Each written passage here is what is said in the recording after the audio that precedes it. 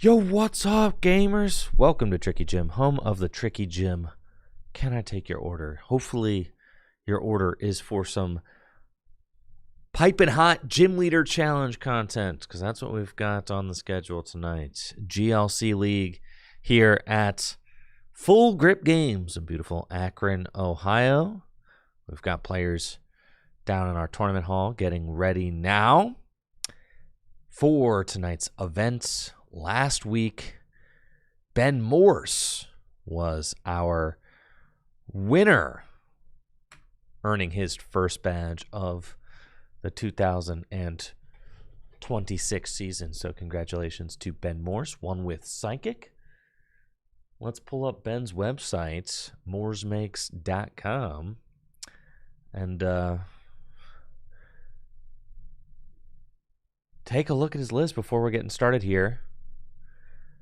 Huge shout out to Ben, runs a website, keeps track of our badge race each year here at Full Grip Games. And we see Ben earned his first badge week 15.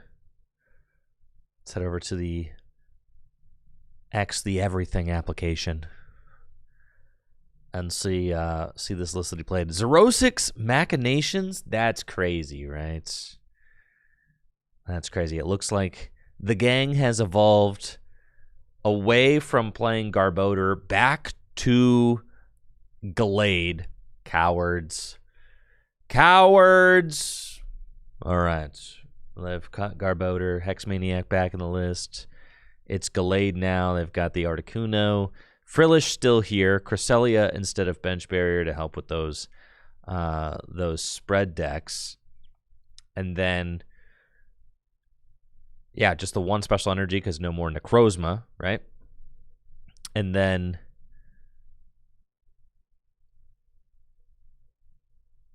the Xerosic's Machinations is kind of crazy. I can't imagine that card is going to stay in the list very long if it has not been cut already. I saw quite a few people down in the shop practicing with decks leading up to tonight. I mean, Ben, of course, cannot play his Psychic deck again if he wants to earn another badge, start to catch up in the badge race. So I saw him working on a grass deck. Now, Lost City is an interesting card. I mean, Lost City is a card that's been seeing more and more play in Gym Leader Challenge formats. Being able to just Lost Zone singleton cards in your opponent's deck can obviously have a huge impact on the game. And with the Galarian Articuno, you can actually use Galarian Articuno to like pinpoint and Lost Zone the exact attacker that you want to, or the exact support Pokemon that you want to on your opponent's side of the board. So that's obviously quite good. No Wobbuffets. It's another big kind of thing going on with this list. No Wobbuffet. So no Bide Barricade. That's crazy, right? Because Wobbuffet seems like one of the strongest cards in Gym Leader Challenge format. The ability to just deny your opponent's abilities. But like if you're playing a lot of Psychic Mirrors, then Wobbuffet is useless. And I think that the general consensus now is that Frillish is a stronger early option against water than Wobbuffet is. Frillish is also probably a stronger early game option against the Psychic Mirror. So it's like Frillish is kind of that early game guy now. As far as setup supporters go, you got Lilies, you got Arvin, Iono and N, Marnie, lots of hand disruption research still. So, you know, definitely some powerful supporters. Gear in the deck too can give you some selectivity over which supporters you find early on. Or if you're just digging without Gallade. But I mean, really, like once Gallade is established, you can just hand select whatever supporter you want out of the deck every turn. I did have some concerns that maybe this list wouldn't be as strong against water as the Garbodor list was, but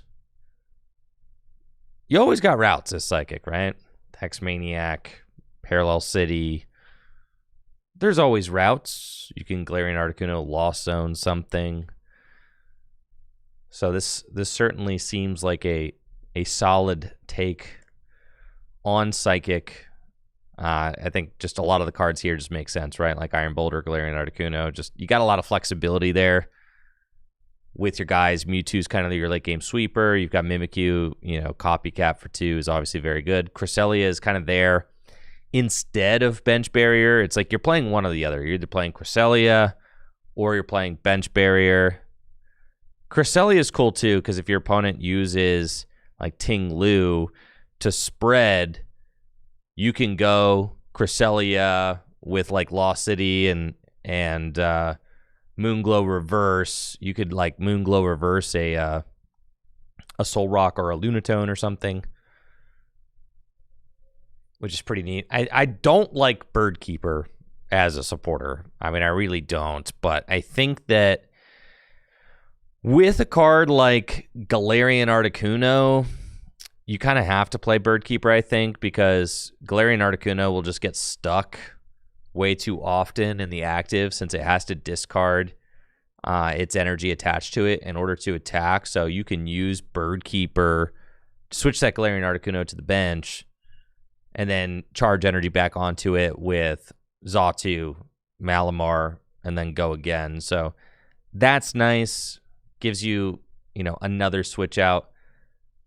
Not having Boss's Orders feels bad to me, personally. I mean, I guess if you're playing Galarian Articuno, then that's like the justification, I think, for not playing Boss's Orders is that you've got Galarian Articuno.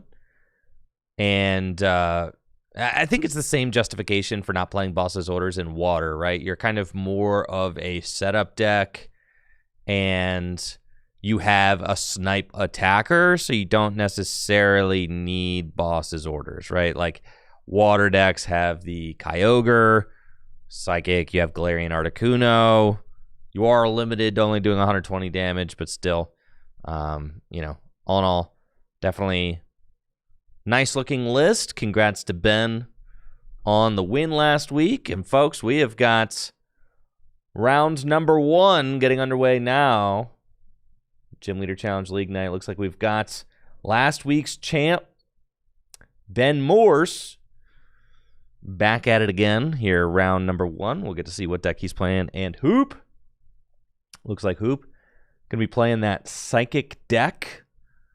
We'll see what kind of decisions he has made with the construction of that list. We've got 15 players tonight, so that is the max amount of players that you can have while only having 4 rounds. At 16 players, you bump up to 6 rounds or 5 rounds. So good turnout tonight for a 4-rounder.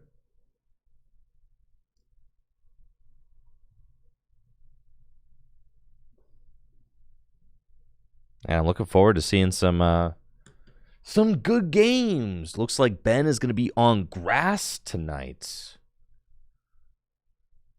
You can tell he's got the green deck box there.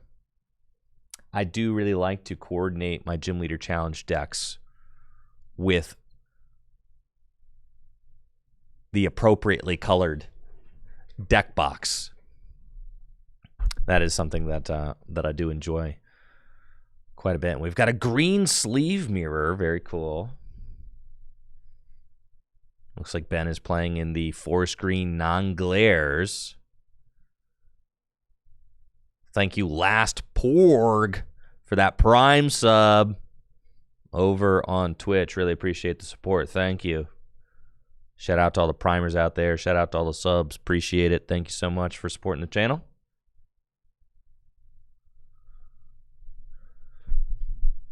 And it looks like Ben Morse got a fantastic looking opening hand with the Buddy Buddy Poffin.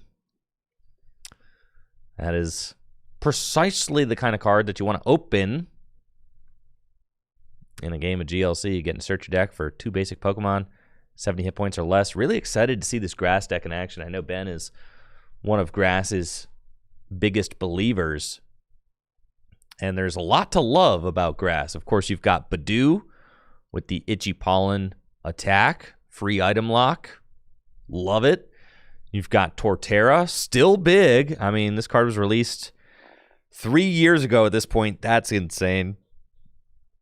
190 hit points on a stage 2. Can do basically unlimited damage output. Looks like Ben is going to be going first. He's got Buddy Poffin. I saw an escape rope in that hand as well. And he's going to take a moment to check the prizes. I do think that Ben is going to be playing a Meganium-based grass deck. Meganium and Rillaboom, I think. Yes, as you can see by the Thwacky there. And I'm really looking forward to seeing Ben's deck in action, because just haven't gotten to see a lot of grass players. Just not a lot of grass believers out there, you know? And grass has a lot of the tools it needs to be a successful deck. You've got Meganium with its wild growth ability. Makes it so that each basic grass energy attached to your Pokemon provides 2 grass instead. Is obviously very good. This card is replacing the old Jungle Totem Venusaur. Crazy, dude. Jungle Totem Venusaur kind of just completely power crept out now. You could play both, but unfortunately playing both does not mean that you turn all of your grass energy into 4 energy. That would be awesome, but that's not how it works. I wish it was. Because, yeah, it even says right here on the card, the effect does not stack. So Ben went and got Roselia and Grookey. Energy down and pass. I want to go ahead and start the timer now. Why don't we do that? Why don't we start the timer? I'm sitting here yapping away. And Jack Hooper says, you might have opened Buddy Poffin, but I opened my one of Battle VIP pass. And is going to get to search his deck for whatever 2 basic Pokemon he wants. And you can see that Jack Hooper has got that Wobbuffet with the Bide Barricade ability. I see a comment on YouTube. Gym Leader Challenge looks fun. Just seems like a huge card pool you have to learn as a new player. It's really not that big, considering that no rule box cards are allowed. And each deck can only play 1 type of Pokemon in it. So, like, if you kind of compartmentalize learning the format that way, it's like you really only have to learn your favorite deck's card pool to get started, right? Now, Ben just top deck Ball Guy and does have Timer Ball in hand as well. And I think he's got Escape Rope, which he can use to push this Wobbuffet out of the active spot, which is going to be really powerful because obviously he's going to want to use Roserade's Le Parfum ability to search his deck for whatever card he wants. But yeah, admittedly, I mean, Gym Leader Challenge is a pretty good size card pool to learn. It is, but on Twitch over there, the last Porg says there's no rotation, so like once you learn the cards, you learn them, and that's kind of a neat thing, right? Is that the knowledge doesn't like become stale. You're kind of like learning about the game's history, and if you really love the Pokemon TCG and want to know about the game's history, learning the expanded card pool is just a very valid and kind of valuable thing to do, and can give you like a much more deep and rich appreciation for the game. And There are some great getting started guides as well for learning Gym Leader Challenge formats. You can check out gymleaderchallenge.com. It's got some great getting started guides, deck examples, things like that. But my suggestion to anybody getting started would be to just pick a type and kind of do a deep dive into that type's Pokemon. And really, it's the deepness is part of the fun, really. So, like, I mean, it's intimidating a little bit, but for a lot of Gym Leader Challenge players, it's the depth of the card pool that makes it so fun to explore, because there are more cards. I mean, it's that's part of the challenge, part of the fun of it is the depth. What's up, Trey, with the Prime sub and the 82 months. Really appreciate that, Trey. Thank you for the support over all these years. Legend Trey McCartan was one of our Gym Leader Challenge champions from one of our set release tournaments. Won with his Psychic deck.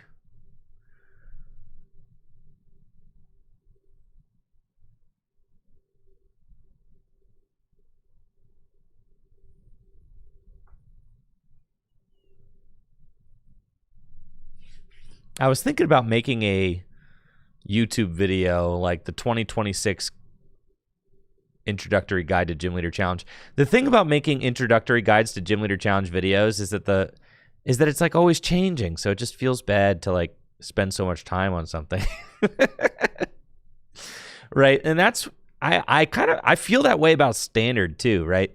Like, which is why I am not the YouTube channel that will create like those standard meta update videos, because like you make it and it's a valuable resource, sure, but it's got a mean shelf life. Like, you know, nobody is gonna watch a metagame update from like a month ago, you know? So like as soon as you almost like as soon as you're done making the video, it's obsolete, which is why I pretty much, you know, my new goal for creating YouTube videos is to make content that lasts longer, right? That is like, that just can be enjoyed for years and years, and be a little bit more evergreen. So that's been something that I've been aiming for. Thank you so much, Gray Yant, over on Twitch with the Prime sub in the 2 years. Appreciate you, Grant. Thanks.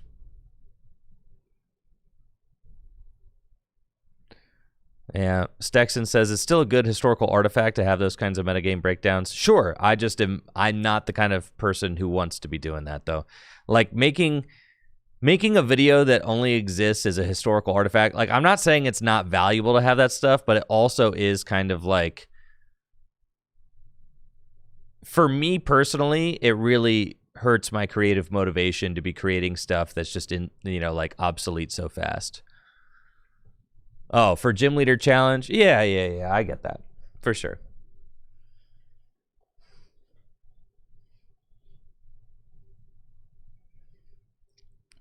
Looks like Jack Hooper's got Battle Compressor. It's one of those oldie but goodie item cards. They just don't make item cards like this anymore, folks. No, they don't. Battle Compressor, dude.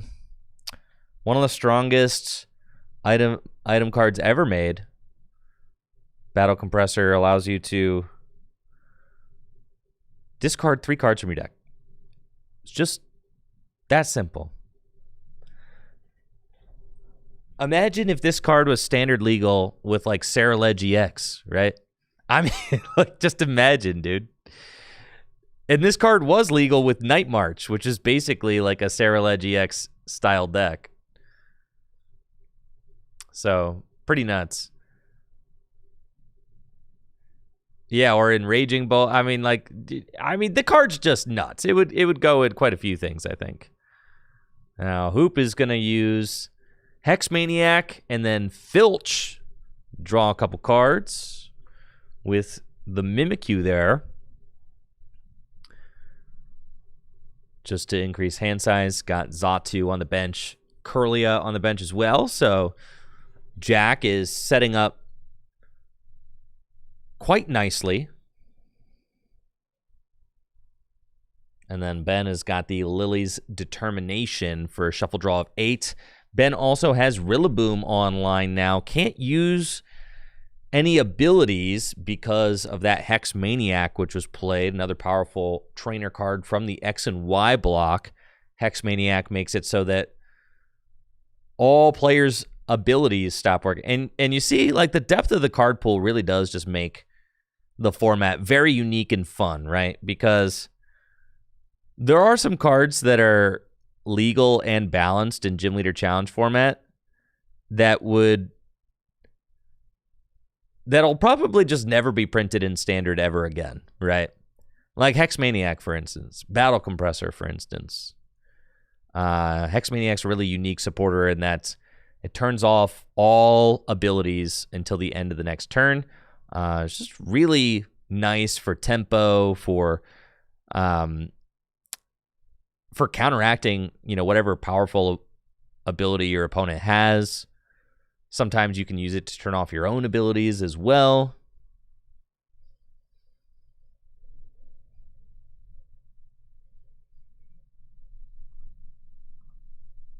And Ben just going to use that Zarude's Pack Call attack. Go search for another grass Pokemon. Went and got that Tapu Bulu. And put it into his hand. Tapu Bulu, big attacker in this deck with the Wood Hammer attack, and do 220 damage.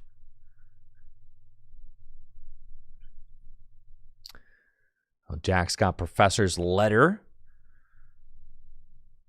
to go fetch 2 Psychic Energy out of the deck. With Xatu in play, can use Zatu's Clairvoyant Sense ability to accelerate some of those Psychic Energy into play. Also has Giratina with the Distortion Door ability popping itself out from the discard pile. Jack was able to put the Giratina into the discard pile with Battle Compressor. Nice little combo there. Giratina is just a really strong Pokemon in general. This card was a powerhouse in Standard when it was legal, paired with Malamar, which is a card that still sees play in Gym Leader Challenge today. But during the Sun and Moon era, you would play Giratina with Malamar. Malamar's Psychic Recharge ability attaches Psychic Energy from the discard pile to your bench Pokemon. Then you've got Giratina, does 130 damage for 3 energy. You do have to place 4 damage counters on one of your own bench Pokemon, or one of your own Pokemon. It can be the Giratina itself when you use Shadow Impact, but you could just put the 4 damage counters on Giratina. It's usually not a problem, and Giratina is usually getting knocked out every turn anyway, so it's kind of just something you deal with. And then the ability is what makes it all worth it, because the Giratina getting knocked out is fine, because every time it gets knocked out, you can just bring it back from the discard pile straight to the bench with the Distortion Door ability, and you get to place a damage counter on 2 of your opponent's Pokemon. Another neat combo that we see in Gym Leader Challenge is that players will pair Giratina with Monkey Dory. You can use Shadow Impact, place 4 damage counters on one of your own Pokemon, and then use Monkey Dory. And it looks like Jack is probably playing Monkey Dory in this Psychic deck, judging by the Crispin that we see there. Monkey Dory is obviously one of the strongest Psychic Pokemon ever printed, with its Adrenabrain ability, moving 3 damage counters from one of your Pokemon to one of your opponent's Pokemon. Card is very strong in Gym Leader Challenge, just like it is in Standard format. There are less ways to damage your own Pokemon in Gym Leader Challenge format, but there are still some very good and consistent ways to do it. Giratina is one of the main ones that you can just kind of do over and over again. It's like every time you're swinging with Shadow Impact, you place 4 damage counters. Monkey Dory can move those damage counters. And then if your opponent does happen to hit into a Pokemon without knocking it out, then of course Monkey Dory can just move those damage counters as well. And it looks like Jack is just getting a very solid and substantial board setup. I mean, this is something that I just love about Gym Leader Challenge format. Both players have been setting up for the last few turns.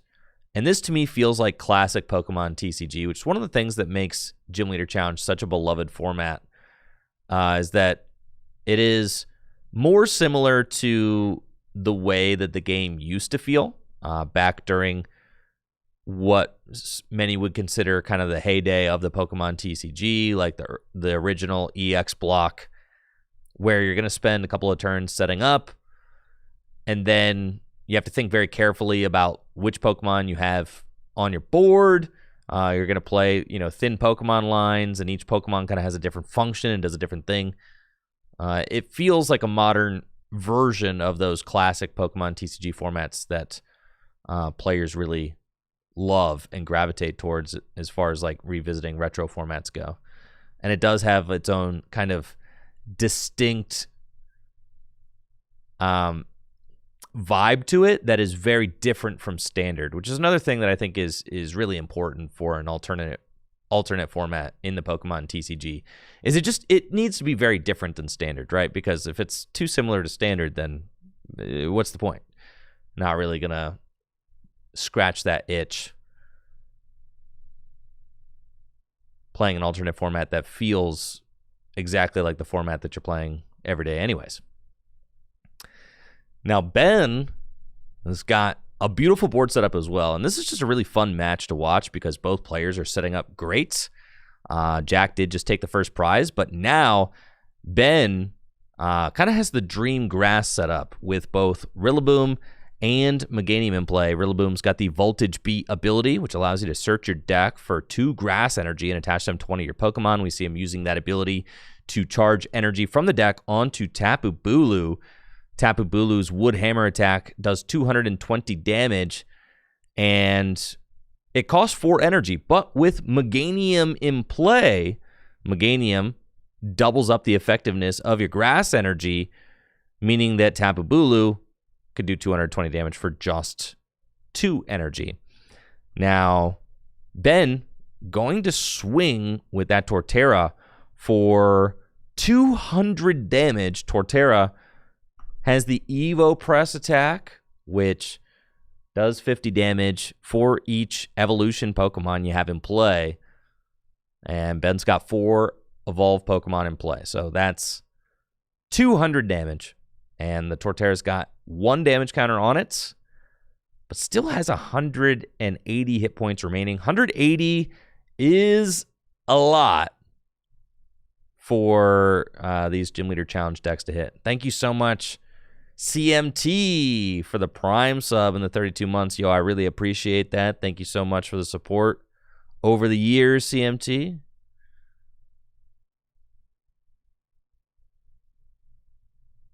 $180 damage, not the easiest number to hit, but we do see that Jack has got a Darkness Energy on that Monkey Dory now, with the Darkness Energy on the Monkey Dory, and there's the 4 damage counters on the Monkey Dory from the Giratina the turn earlier. So we could see an Adrenabrain. With Adrenabrain, you only have to hit 150 damage. Still, 150 is not the easiest to hit. Gallade can do it, though. So if Jack could figure out a way to get this Gallade powered up, Swirling Slice does 160 damage for 3. And you have to move an energy attached to the Gallade to one of your bench Pokemon. Now, Gallade's Buddy Catch ability also very strong. Just going to allow Jack to get whatever supporter he wants out of his deck. And it could be Raihan. Usually, Raihan is like the big enabler. Mimikyu can actually do that. Yeah, Mimikyu copying Evo Press is doing... Mimikyu copying Evo Press is only doing 100 damage, though. So that's really not that much.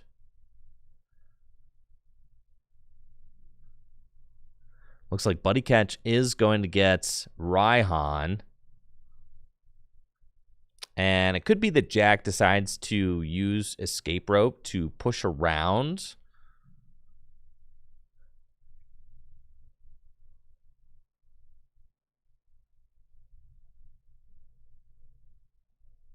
to push around this Torterra. Players are tied at 5 prizes, so the counter energy in Jack's deck is not going to work. Looks like Jack is getting Night Stretcher and maybe wants to use Night Stretcher to get a Psychic Energy back in order to use Xatu and Clairvoyant Sense again. That would be my guess. Jack does have Escape Rope in hand, but there's a lot of beefy Pokemon that Ben could toss up that aren't going to easily get one hit KO'd. I mean, Rillaboom, Meganium are both pretty big. And the Roserade on Ben's bench is just very expendable. I mean, Ben has got no problem letting the Roserade get knocked out. Because if the Roserade gets knocked out, you can actually reuse it. Just kind of recover it with a card like Revitalizer. And we'll see. Here's the Clairvoyant Sense. See what Jack draws. Did actually find another energy. So we'll be able to... Ooh, and Dimension Valley is in hand as well. So does have options to attack. Dimension Valley, one of the strongest stadiums in the format, makes it so that your Psychic Pokemon's attacks cost 1 colorless less while it's in play. Gonna enable this Giratina to swing yet again with Shadow Impact with just 2 energy. And then we did see a Monkey Dory also. And then Jack does have to put 4 damage counters on a Pokemon, and I'll probably just put them onto the Monkey. Kind of seems like where they're going right now. Or maybe Wobbuffet. I think Wobbuffet is a better target, so Jack going to take the lead. 4 prizes remaining. Those prizes are face up because of Town Map, an item card that makes it so that you play with your prize cards face up for the rest of the game.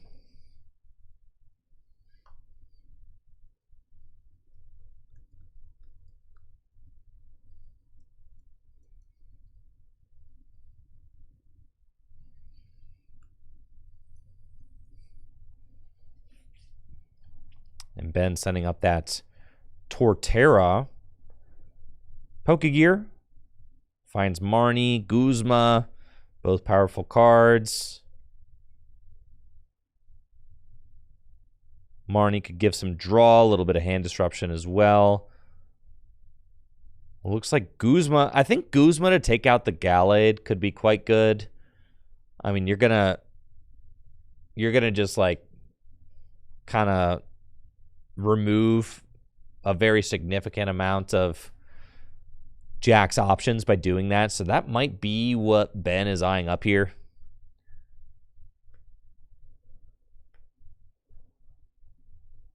Ooh, Lana's Aid. Really strong card. I had just said that, you know, Ben had no qualms with letting the Roserade get knocked out. And this is exactly why Lana's Aid is going to get the Roserade back from the discard pile. Roselia gets benched. Zarude also coming back. And that's going to make it so that Ben can grab whatever he wants out of his deck next turn. Rillaboom's Voltage Beat going to juice a couple energy onto that Zarude also.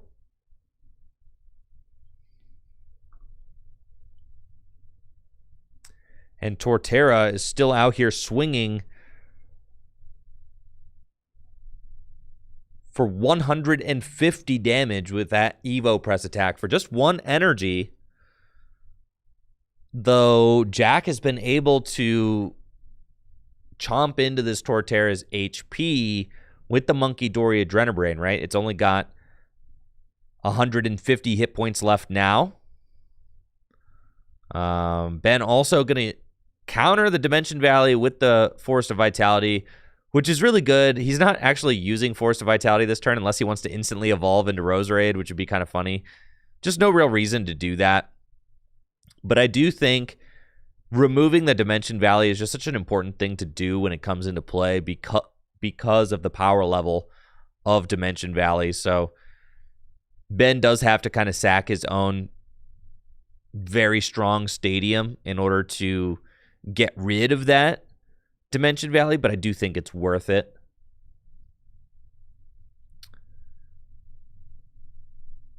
Oh, we are tied at 4-4 prizes. Jack finds counter energy off the top of the deck. Does have, I think, Versus Seeker in hand. Is going to elect to play Arven this turn. He's got Wobbuffet in the active spots. So not using Gallade's Buddy Catch. Just going to commit to Arven.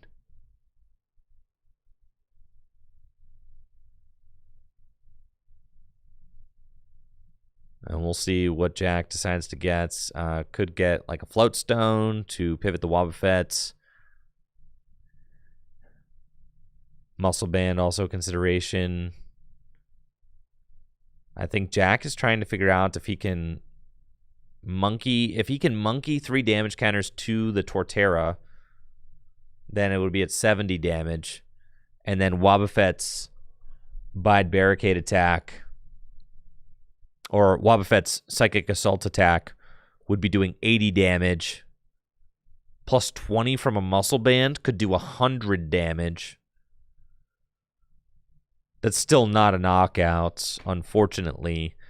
So I think that's the play Jack kind of wants to make, but it's just not really lined up right now. He's about 20 damage shy of that play, unfortunately. That would be a very strong play, as it would eliminate Ben's abilities for the turn. And Ben's grass deck is very ability reliant, relying on Meganium, relying on Rillaboom, relying on Roserade next turn.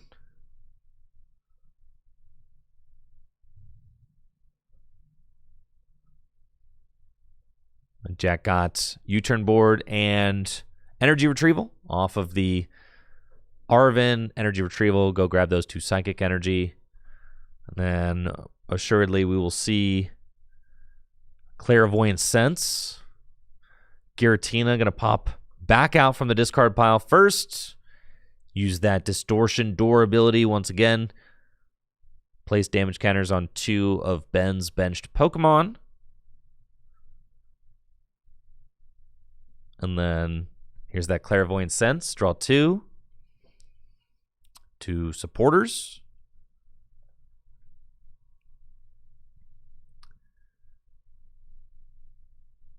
And that's the thing, is like Jack only has one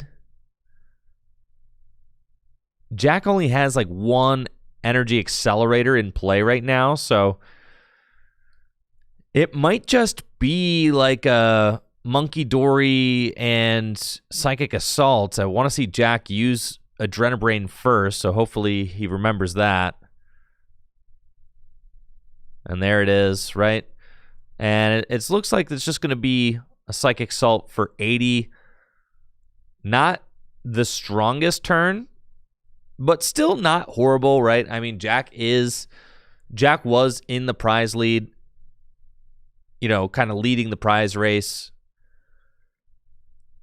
being a turn ahead, but now is going to be 1 turn behind, as it does not take a knockout this turn, but does leave Ben ability locked. However, Jack does know that Ben has got Guzma in hand, right? Because Ben selected Guzma off of the Pokegear last turn.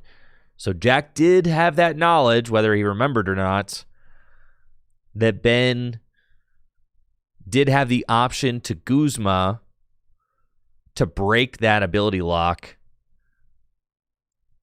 Guzma targets down a Pokemon on the opponent's bench. You have to switch your active as well. We see Ben promote the Meganium, but has Float Stone to pivot it back. And with Guzma is going to target down Gallade.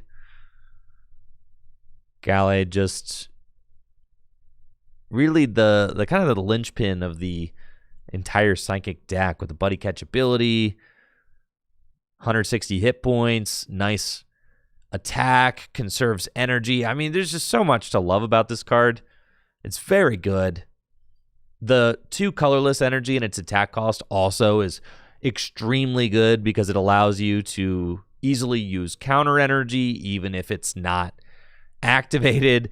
It also allows you to use Dimension Valley. You can use Dimension Valley and an unactivated counter energy with a Psychic to like pay for this thing, and then you get to pass that energy back as well. It's just extremely flexible. And then the fact that the Gallade evolves from Curlia with the refinement ability, which just churns through the deck, draws cards, can help with early game consistency. It's no wonder why this is such a popular card in many Psychic builds. And also no wonder why Ben is targeting it down to knock it out this turn.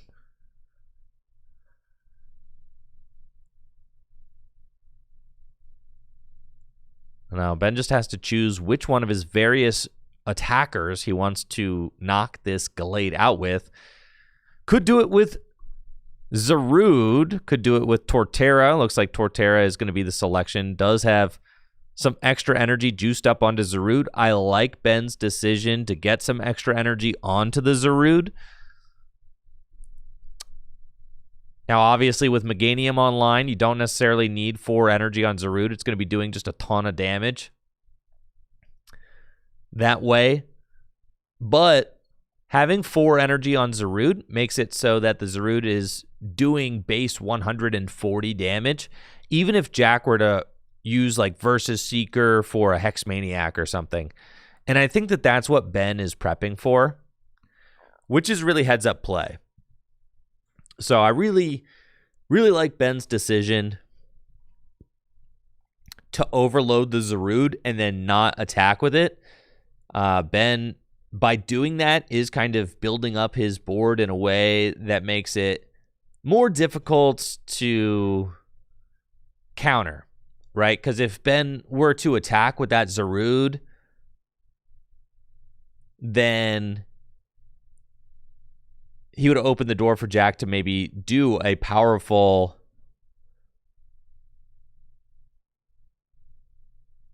powerful Hex Maniac turn. It looks like Jack was able to use Guzma to bring up the Meganium and knock it out, taking that threat out of the equation, fixing the math with Monkey Dory. And its Adrenabrain ability only had a single damage counter to move, but was very good. And you could see how Jack might be able to mount a comeback with Monkey Dory. I mean, the Torterra has got 150 damage on it now. Meganium is gone.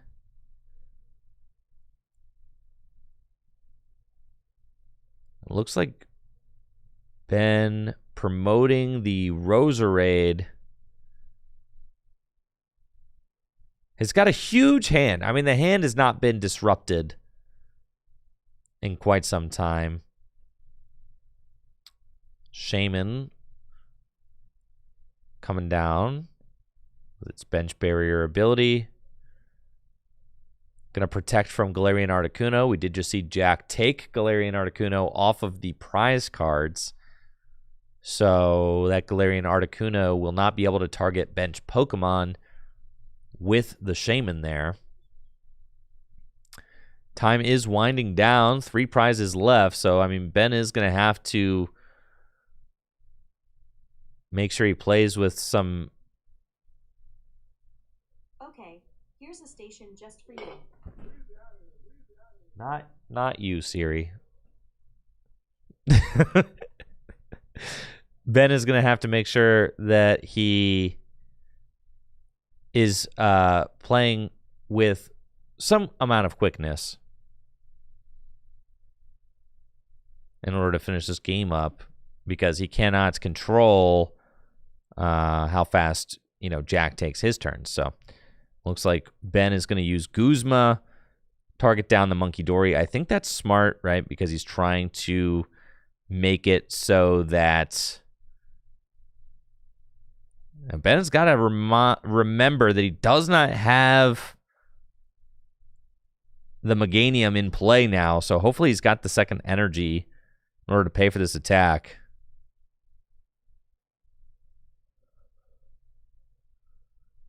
I don't see it, though.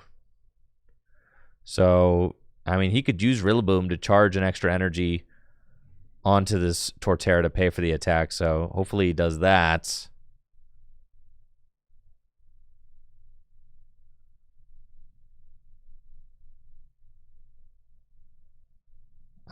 He needs to do it to the active, and thankfully he just realized that. I was going to say the Meganium got knocked out, so his energy is not doubled now.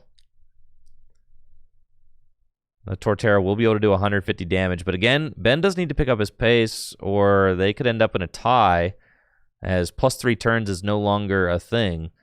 So Ben needs to get through not just this turn, but also his next turn in order to be able to announce a game-winning attack, potentially in turns. Still a good amount of time left, but it is getting very close.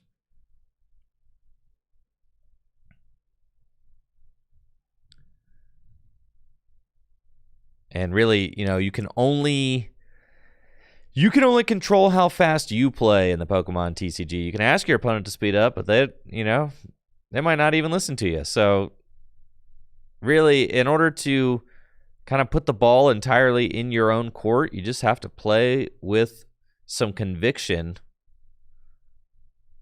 And we'll see. I mean, if Jack only leaves Ben with 60 seconds left on the clock for his final turn, then Ben has to play his turn and announce an attack before the 60 seconds is up, or else it's going to be a tie. At this point, I will say that both players' pace has definitely slowed up a bit here in these final couple turns,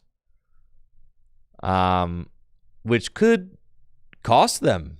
I mean, it could definitely cost them. And it looks like Jack's going to play Marnie. And this is just a 4-rounder tonight.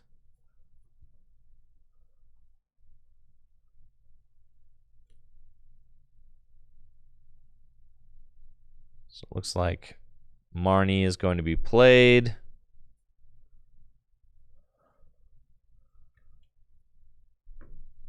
Ben will get 4. And those 4 cards from Ben, not great ones. But even if Jack announces an attack with Wobbuffet to take this cleanup knockout, which I suspect he will, it doesn't really matter because Ben has got the Zarude on the bench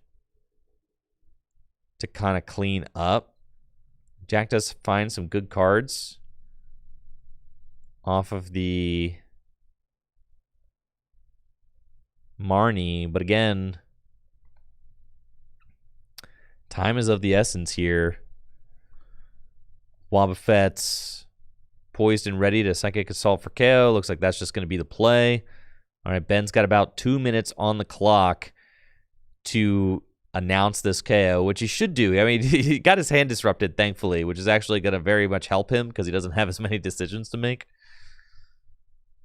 And he's got the Zarude already lined up, on board, ready to go. You just have to not deliberate too much, or you could certainly get burned. And really, with 90 seconds on the clock to take this knockout, if Ben doesn't do that, it's just on him because there's really not that much to do here. You know, he's kind of taking I'd say a little bit too long on these decisions.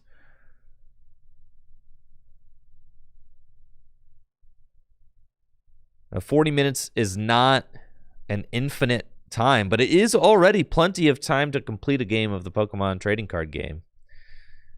You get a little bit more time to play GLC than you do in Standard because when you're taking single prize knockouts and you're taking some time to set up your board, games can take a little bit longer. All right, Ben finds teammates, finds Revitalizer. But I would like to see him just swing here. And there it is. The knockout takes the prize. But Jack has to draw his card for turn in order for it to officially be passed. And he has. All right. So Ben just barely scooting in there with the attack before time ends up getting called. I mean, just very close. But now the question arises, if Ben does get his +1 turn to potentially win the game, will he be able to... And there's the timer. Like I said, look how close that was. Do you see? Like, look how close that was, guys. That was extremely close. That's why I was being a little harsh on those final turns, because it's like, dude, I mean, if you were like, 30 seconds different, then Ben has zero chance to win this game, right?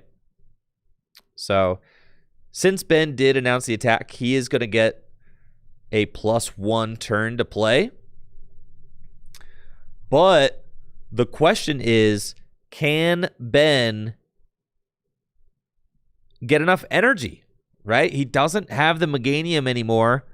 I don't know that Ben can get 2 more energy back into the deck. He would need to find Super Rod.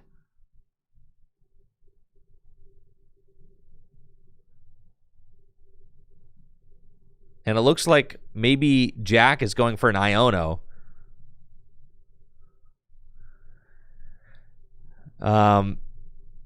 Because without Meganium, that Tapu Bulu needs 2 more energy. And I think Ben just accelerated his last energy from the deck into play to attack with Torterra last turn. So does Ben have a way to recover any energy?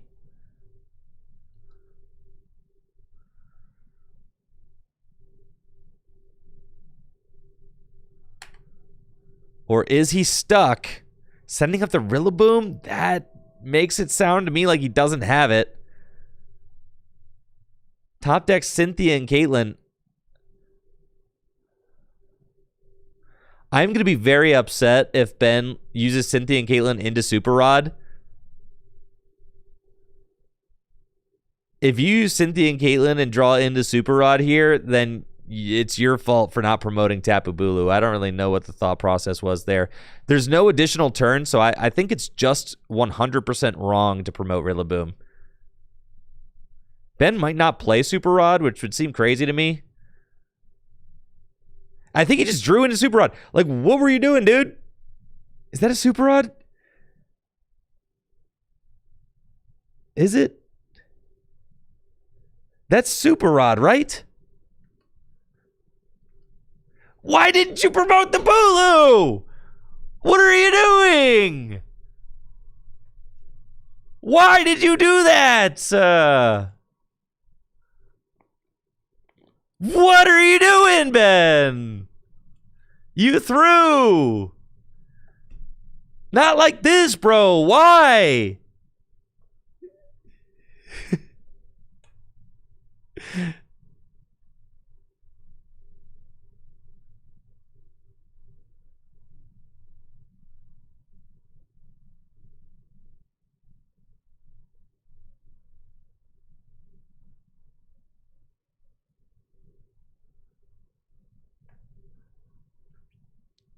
And really, I mean, that was just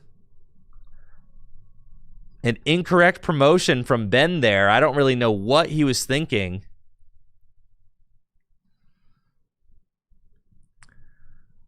I mean, played that game very well up until the finish line, and then just when it came time to make the game-winning play, promoted Rillaboom. Rillaboom's attack costs 4 energy.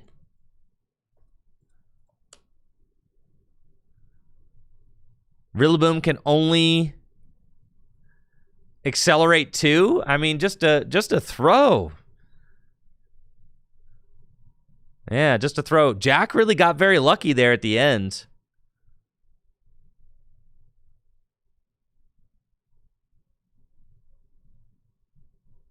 I can't believe it. When it came time for the dub. Oh, what do we got here?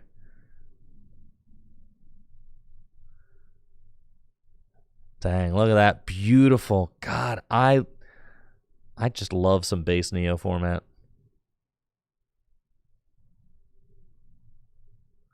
Love me some base Neo. That game's going to end in a tie.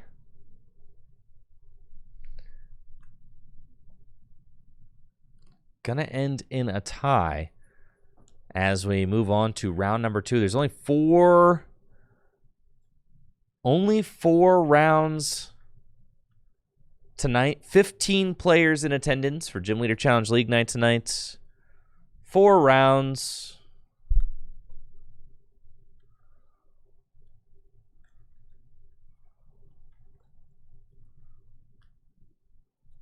And we'll see what round number 2 has in store for us. Now, both Ben and Jack still have an opportunity to potentially win this thing with a round 1 tie. I guess if you go 3-0-1, so long as there's not a 4-0.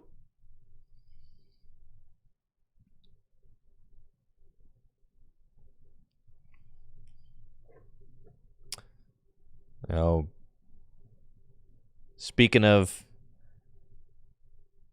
base Neo, we've got our next Throwback Series event at Full Grip Games coming up in December. It's going to be 2010 World Championship format. These throwback events have been a ton of fun. We just got done with our RSPK one that Cole helped to broadcast. December 13th, the 2010 World Championship format. So if you are in the region, start getting your deck together now, folks. It's going to be a lot of fun. Start talking to friends that have 2010 built. Get a deck on loan. Get a deck built. Show up. It's going to be a ton of fun.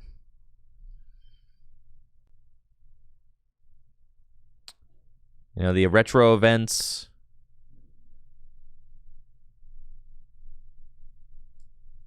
are something that I am very happy to produce and be a part of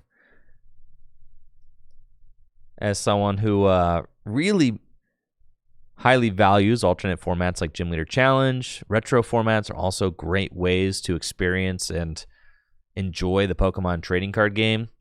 I've been talking to Natalie about potentially running an expanded event next year.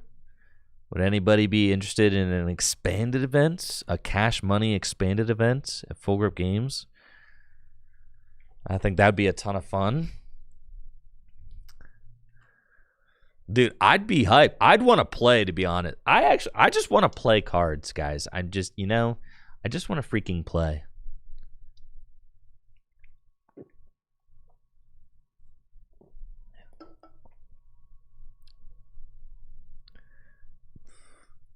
Just one expanded event. One. None of you guys are into the expanded event, dude?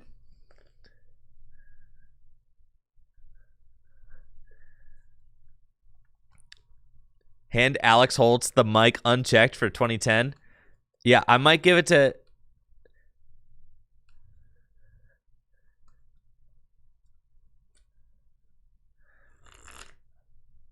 Expanded event with Reggie Drago ban. I'm not banning anything that's not on the official expanded ban list.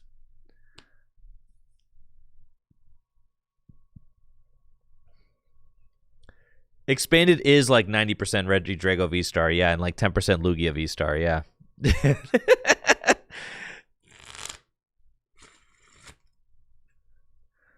Yo, Stefan Ivanhoff just wrote an article for Pokemon.com on Expanded.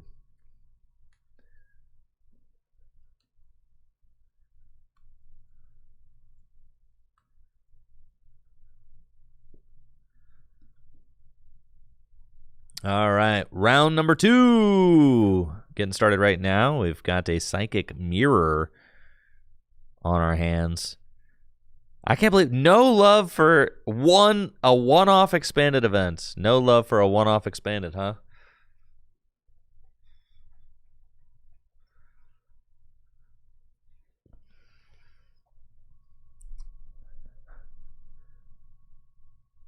All right, Alex got Birdkeeper into Mew. Dude, the gold Mew from the gold shiny Mew from Celebrations.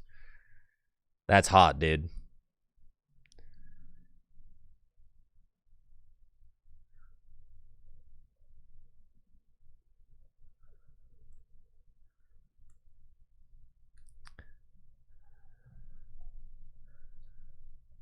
That's fair. I mean, I've been one of Expanded's biggest haters for like years and years now, for sure. So I get it.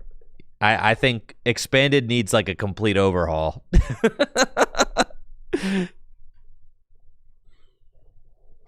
For sure. I mean, it definitely does. All right, Alex Guy suing Heavy Ball.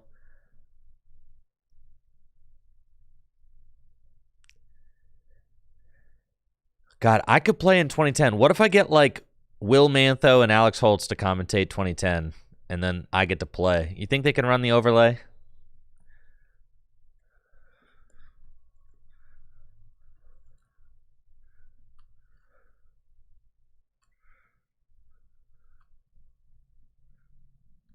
I'm just trying to play in one of my shop's own tournaments is all. I'm tired of not playing. I'm like sick and tired of not playing.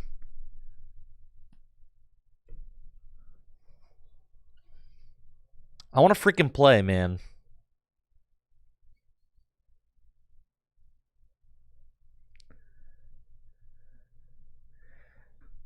Alex Holt says, me and Will can definitely get it done with 1 hour of coaching. I think so.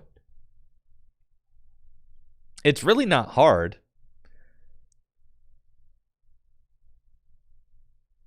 You just have to do it. It's not hard. I play with Jesse. I know, but that's not a tournament. All right, Alex has got an energy on Cresselia. Not too down.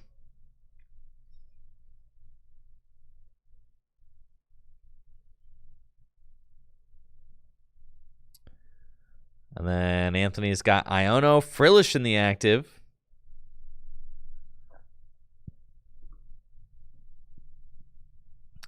I got a YouTube comment saying, honestly, being able to find a good friend locally that wants to play with you regularly is a gift. That's true. That's true. You don't have to tell me that Jesse Parker is a gift. I know that man's a gift.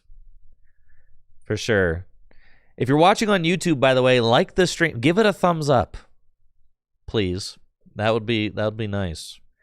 We can give it a goal thumbs up if you're enjoying the stream on YouTube. Give it a thumb. All right, no energy for the Frillish, so just has got to be counter energy to the Boulder. And then it looks like Anthony does have Lily's Determination for next turn, so that's a good pop-off supporter. I suspect that these two are playing a very similar list, as Anthony, Alex, Ben Morris have kind of all been brewing in the psychic department.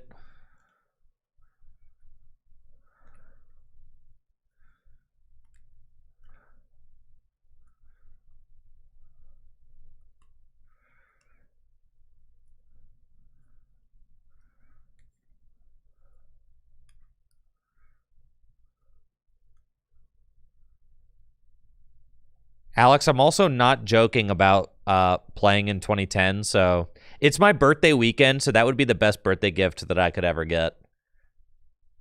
My friends running the stream for me.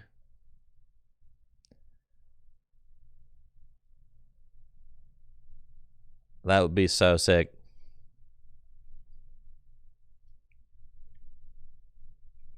Beast.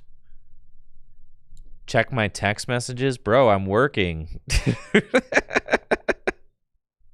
I see you sent me a video, bro. Like, you want me to watch a video that you sent me via text message in the middle of stream, dude? Like, come on, man. I said running the overlay is easy. It's not that easy. You know, you do have to focus a little bit.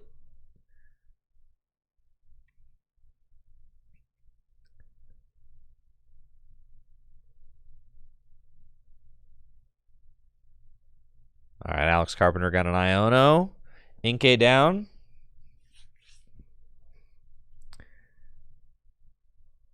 Little Zatu, Clairvoyant Sense. Something that I was thinking about. Let me run this by you, the chatters, because I've been thinking. I've been thinking about some things. All right, what about a table mic? Like, what if we could hear Anthony and Alex? Would that be too busy? Or would it add just a little bit of depth to the league experience? We got a third energy on Cresselia. Yeah, with my commentary. Yes, yes.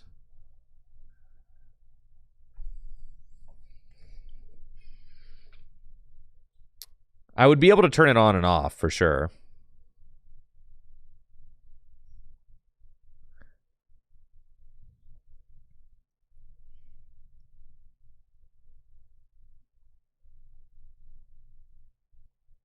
But it could add some depth, like if I just want to, like, you know how like in NFL games, like, man, you get to hear some of the mic stuff in NFL games. It's like, it's so cool when you can like.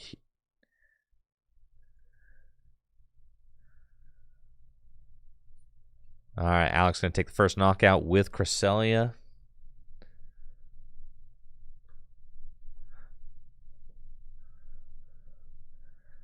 I doubt there's much talking going on down there at the table, but if there was, if like you could tell if there was like interesting stuff going on, you could like tune in. You know what I mean? Unscripted player chat can sometimes not be friendly. I mean, that's facts, right? Like, I mean, you kind of got that whole can of worms in that I don't know what they're saying until they say it and can't 100% police it. So you do have like that.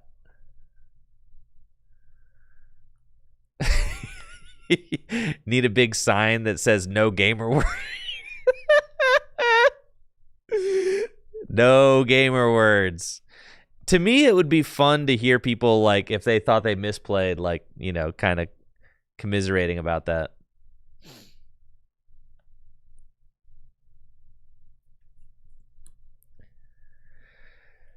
Oh, and sure enough, I start talking about stream upgrades, and here we go with Lee talking about a freaking prize cam again, dude. Oh, man. It's yeah, the Pokemon Company International, I mean, they got you guys spoiled for sure with the prize cam. The thing about the prize cam is it's not just a matter of like rigging up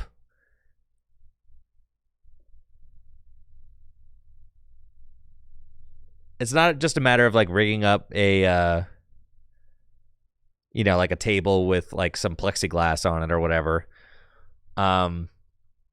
Because this table's beautiful. Listen, you can't drill a hole in this table. That's not happening. So you'd have to add like an addition, right? There'd have to be like a prize shelf that you like put your prizes on, right?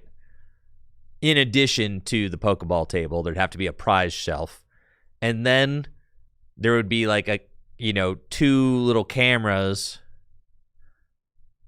And then I would also need a way to like be able to monitor the prizes and then also display them. Like right now, I've been able to eliminate some of the difficulty of running the overlay because I took off the prize counters, right? And just now have prizes being denoted by like literally just you could see them on screen. It's 5 to 5 prizes, right? But then I would, since the prizes would be off table again, right?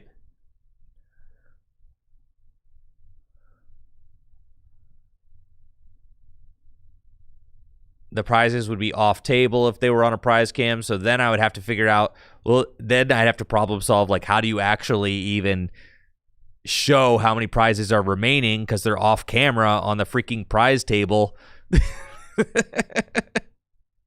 You know? So then I'd have to start running the prize over, like the prize counter again. Which, like, I could do, but it would be, I would have to go back to doing that. And then I would also have to, like, not ever mess it up. And that's the major reason why I took the prize counter off the overlay, is because I forget it. I mean, just inevitably, I just forget it. Like, somebody takes a prize, and I forget to freaking do it, and then I'm just showing more wrong information on the screen, right?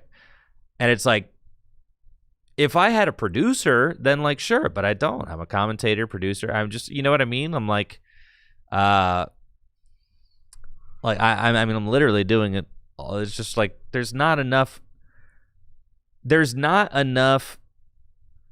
frankly, there's not enough viewership to warrant it, right? If this was like a, multi-$1,000 production I mean, it already is. It's already, the production is already way higher than the viewership warrants, frankly. You know what I mean? Like, the production's already way higher than it deserves. You know what I mean? It already is. I'm already batting way out of my league, guys, is kind of what the deal is, as far as tabletop production goes. It'd be cool to get more stuff going. I mean, you can kind of see like what's possible. You can kind of see what's possible when I got more hands on deck. Like, when JW and Riley were both here, I was able to do player interviews on the floor, and I have the technology, and I have the equipment, and I have the know-how to, like, accomplish player interviews on the floor. But I just need more people to do it, right? I mean, I can't realistically do it with just me and a co-caster. It's not really enough. I kind of need 3 people to start accomplishing floor interviews. And the only reason I was able to get JW and Riley is because Riley volunteered his weekend that weekend for us at the 3K. Just like, I mean, he just did it pro bono. So, and I can't depend. That's not dependable. It's not consistent. People volunteering to do things for free, that's not consistent. Because you can't like, if something comes up or something doesn't work out or scheduling conflicts, like, it's just like, I mean, obviously I'm very thankful when volunteer stuff does work out, but, like, that's not, I, like, for this next one, for instance, Riley can't make it, JW can't make it. So, like, I've got Jesse is going to commentate the standard 3K with me, and I've got Craig is going to commentate the GLC 3K with me, but I don't have any extra bodies, and nor can I really afford it. So it just is what it is, So there's going to be no, as much as it pains me, I would love to do more floor interviews. I just really can't afford to do floor interviews this next time because I don't have the person to run it.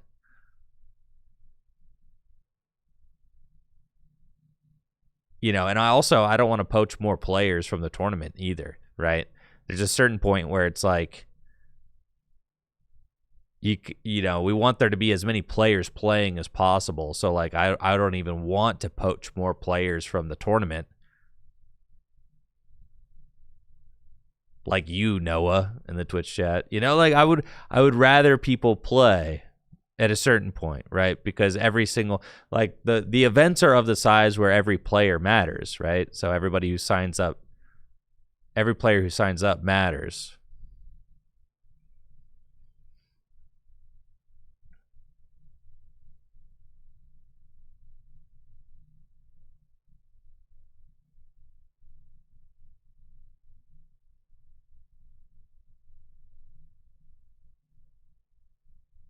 But yeah, I mean, it's I'm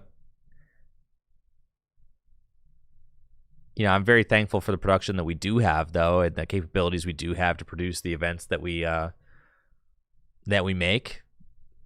I'm very thankful for Full Grip Games for providing me with this beautiful studio. I mean, it's a dream come true for me. The Full Grip just lets me, basically, I have complete creative freedom to kind of do what I want. It is kind of the deal, and Full Grip Games just allows that. Pays me a salary, allows me to just kind of do what I want to do, kind of pursue whatever passion I have. And for me, for the last handful of years, it's been, tabletop content's been what I've been most passionate about producing.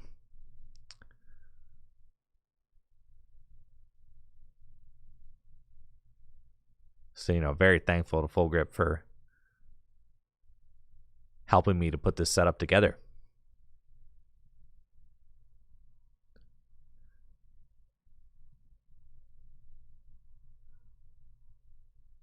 For sure, Gabriel in the YouTube chat, for sure. It is, ultimately, it's like, yes, the reason I produce the tabletop content is because I love it.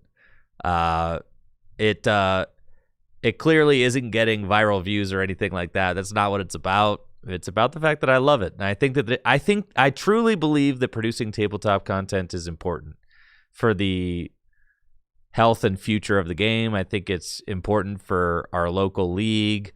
I think it's important for our local player base. It's something that I'm very passionate about and I believe in. I feel like it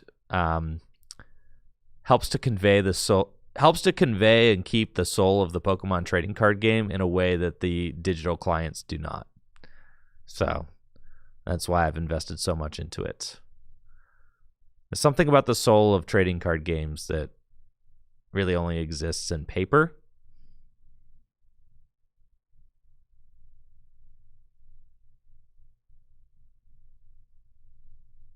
I've said this over and over again, but if the Pokemon trading card game was a digital only game, I wouldn't play it. I just wouldn't play. I wouldn't be into it. I would have never gotten into it if it was digital only.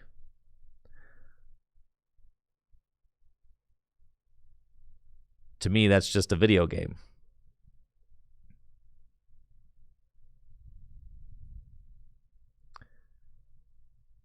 Yeah, I appreciate that, CMT. Thank you. It looks like Anthony is kind of in a tough spot here.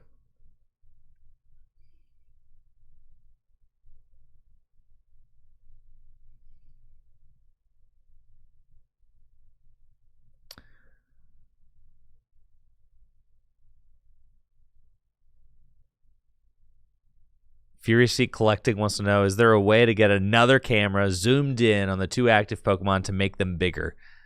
Unfortunately, no. We're butting up against... I mean, if you compare my setup to, what it looks like at Nationals, right? Or, at a Regionals.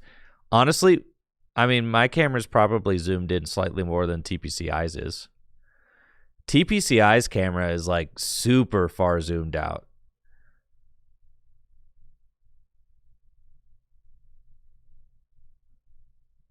You would have to and the thing is that a lot of people are trying to watch a tabletop game on their phone, but really it's best enjoyed watched on a TV for sure. How about some holograms for the two active Pokemon? Now we're cooking, chat. Now we're cooking. It's like watching a football game on your phone as opposed to watching a football game on the TV. You're going to have a better time watching the football game on the TV.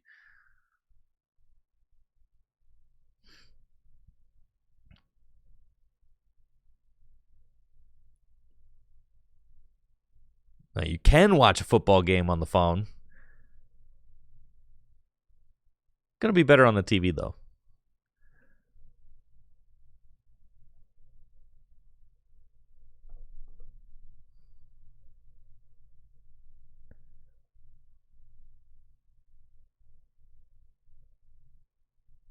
Yeah, Anthony's board is just not nearly as developed as Alex's here. It looks like Alex is kind of running away with this.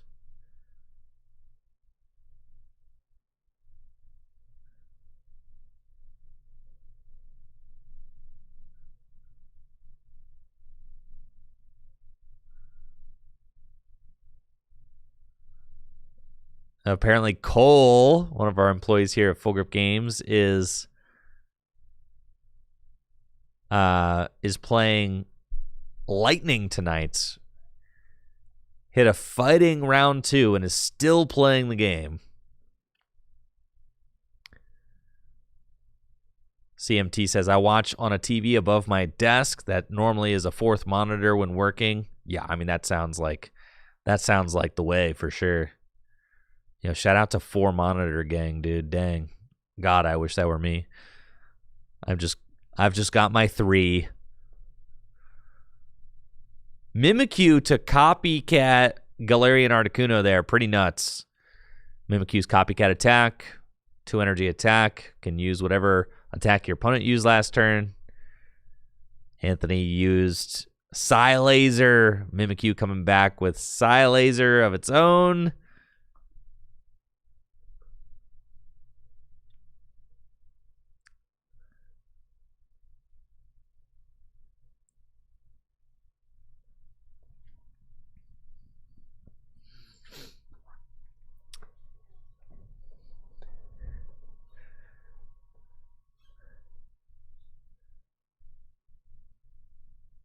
Looks like Anthony's got teammates this turn, so he can go get whatever 2 cards he wants out of his deck. But are there 2 cards that kind of get him out of this?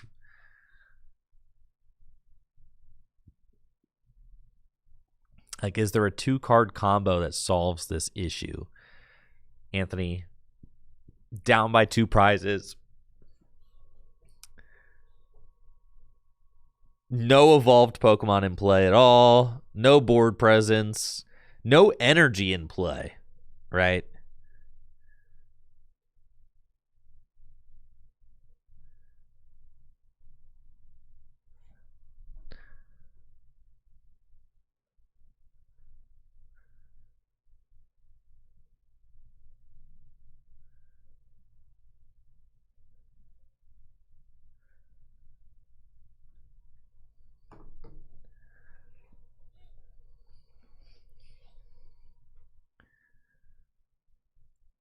It's going to be energy retrieval from Anthony. Got 2 psychic from the discard pile back. Scoop up nets. And I guess here we go, right? You scoop up net the Galarian Articuno, cruel charge the energy back into play. And we're gaming. You don't need the 3rd one. Oh, but you do if you play parallel. I mean, that's interesting, right? Yeah, you gotta do the parallel. Force Alex to discard 2 bench Pokemon, then knock out something. That's kind of crazy.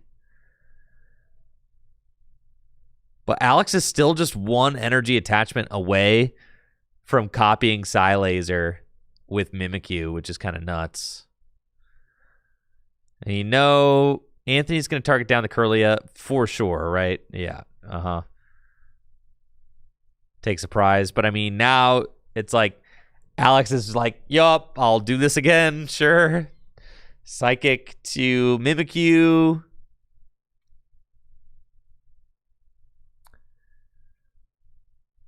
Alex's hand is just massive.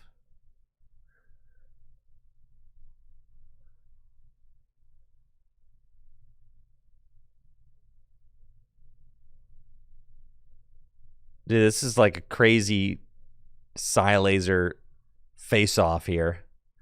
Mimikyu is going to win this Psy Laser war every time, though, because it's got the counter energy on it that isn't counting as a psychic energy right now. So Mimikyu only has to discard the 1 psychic energy attached, which is like totally busted, right? You're basically doing 120 snipe for a single energy. It's nuts. I mean, props to Anthony for kind of sticking this out, but it's rough out here for sure. The one energy Psy Laser. Who you knocking out? Probably Ralts. Natu. You leave the Articuno in the active 100%. I think Natu certainly makes the most sense.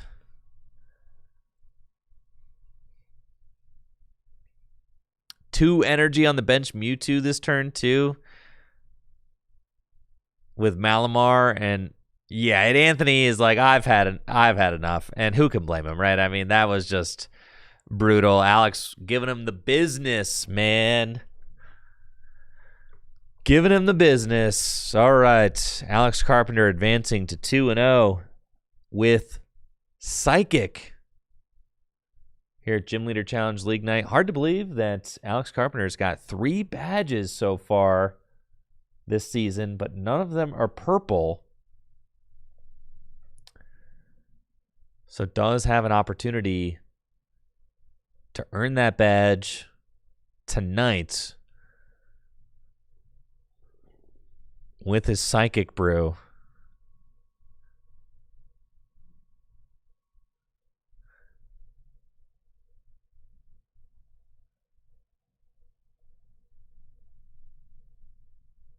I see Cole is out here.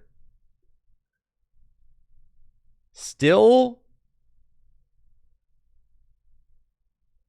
Oh, Rocket Zapdos, dude. Cole still out here playing against the fighting deck. How is it not over yet? I'm not going to lie. I've never tested that matchup because why would I? I'm not a sicko.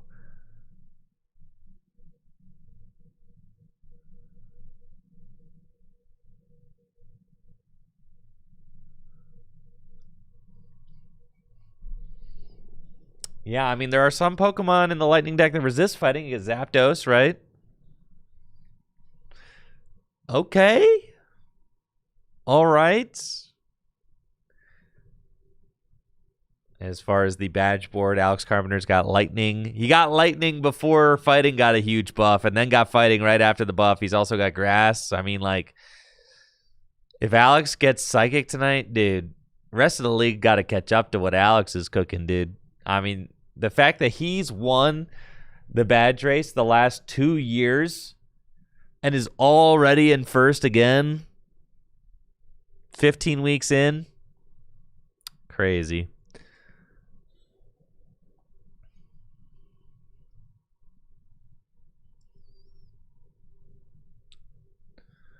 Rocket Zapdos, what? It's got the... Now, I love Rocket Zapdos.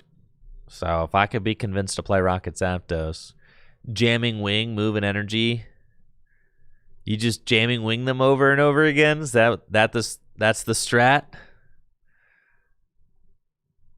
I mean, I'm down to clown for surely.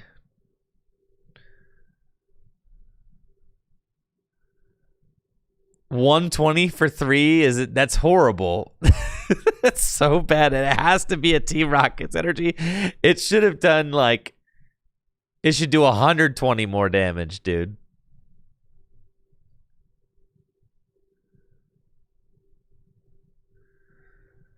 Stexon says, "Explain this, please. How does counter energy remain in play with Psy Laser?" All right, let's take a look.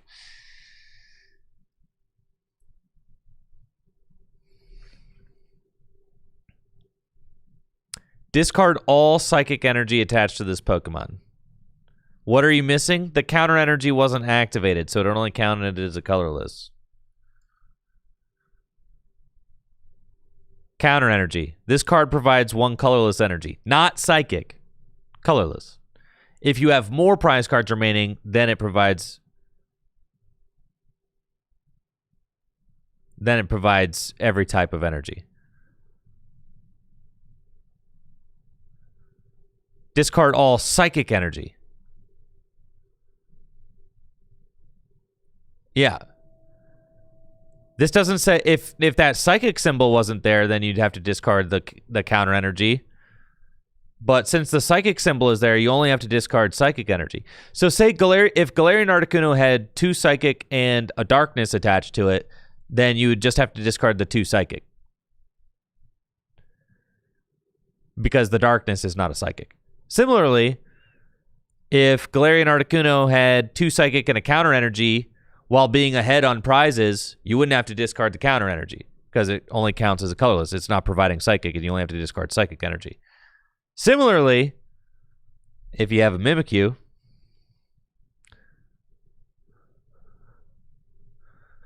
how is only 1 energy being discarded each time? Because Mimikyu was using Copycat. It had a psychic and a counter energy on it. Alex Carpenter was ahead on prizes, so the counter energy only provided a colorless energy, not a psychic. So, yes, but if Alex Carpenter was behind on prizes, he would have to discard the counter energy because it counts as a psychic energy.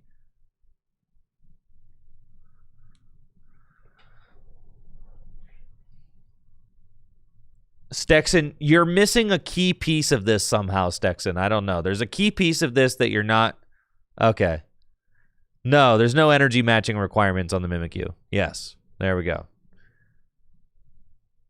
No, Mimikyu just copies whatever attack. Your opponent could have like a 10 energy attack, and Mimikyu can copy it for 2.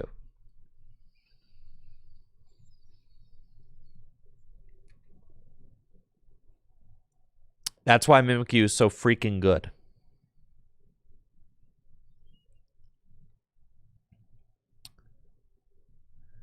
Pokemon are going to exceed level 100? Bro. Did you guys see this guy yet? Sorry. Leaks. I don't know. Spoilers. I don't know. Did you guys see him? Well, you did now. Sorry. I guess. I assumed everybody saw this thing. There was a trailer today. All right. Yeah, not a leak. Oh, it came in an email from Pokemon today? All right. What are we thinking about Mega Baxcalibur, folks?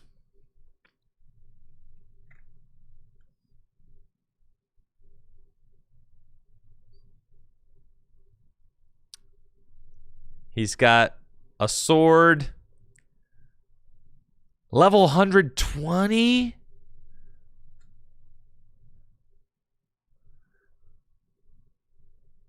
Level 138 Houndoom? Buddy must have used his Game Shark to get that.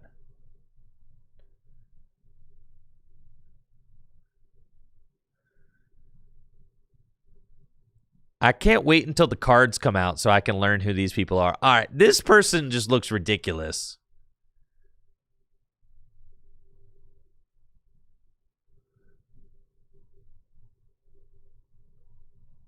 That's Karina? That's not Karina, is it? This is Karina? Is this really Karina?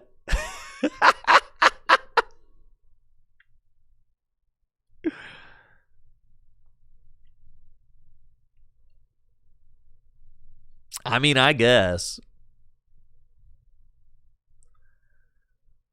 Yo, Mega Diancie. I guess we already know about Mega Diancie.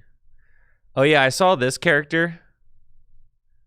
This is like Iono 2. This character is supposed to be like Iono adjacent, right?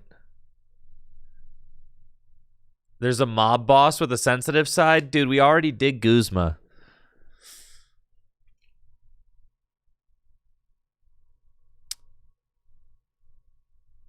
That character is kind of neat.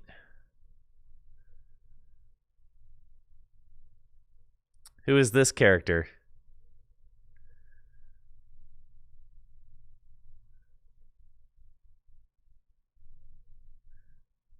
The only things I know about Legends Z to A are from what I see online and from what I see my wife Natalie play through in the game.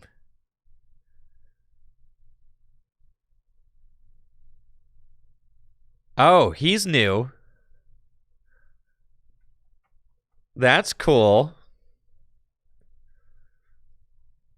Mega Chimecho. I don't know how I just scrolled right past Mega Chimecho without realizing. Sorry, I missed you, Mega Chimecho. I'm sorry. I didn't mean to just scroll past you like that. Why are there 6 more of them? He's a wind chime.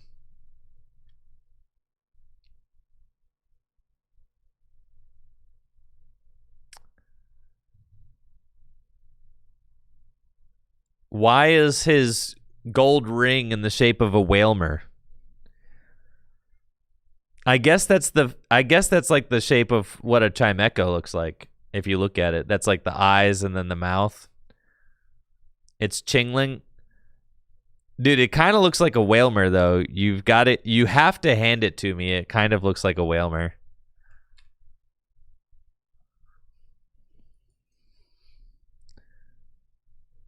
What even is Chingling?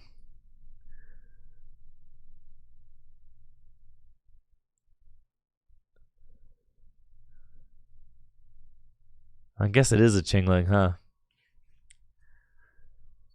There are not many Chingling cards.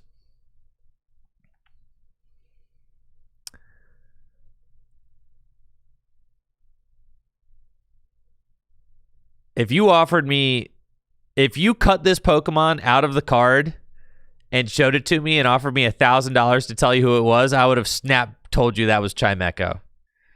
I would have been like, this Chimecho, all right. I could not have told you the difference between a Chingling and a Chimecho. Like if you ask me like visually what is the difference between the two,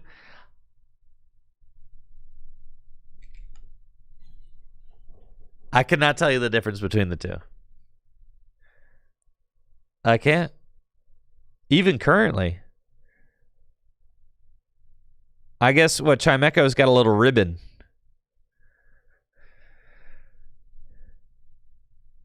I suppose Chingling is ribbonless. I thought it was a Klefki at first.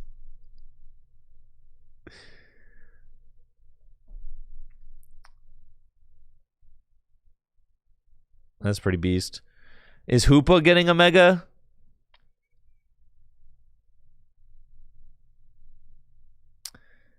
Is that what we're thinking?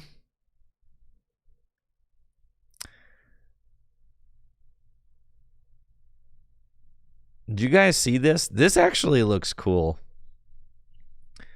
Look at everything cool in China, bro. Little card figurines. As cool as these are, I'm going to be honest with you. The last thing I need in my life is more junk, though. My house is already packed to the brim with junk. My studio is packed to the brim with junk. I got junk of the Pokemon variety in every single nook and cranny of my existence. I've got Pokemon junk. The last thing I need is more. I've gotten to the point. 36 years old. I'm at the point. I have decided. I am at the point where I no longer need Pokemon junk. Pokemon cards? That's different. Pokemon card? That's great. Pokemon junk? No more junk. Cards? I mean, because you could just fit so many cards in, like, you know, in a box. The cards, it takes a long time for cards to stack up. And my cards the card collection is already so massive, it's like, what's one more card? I mean, really, like, anytime I buy a card, I'm like, well, what's one more?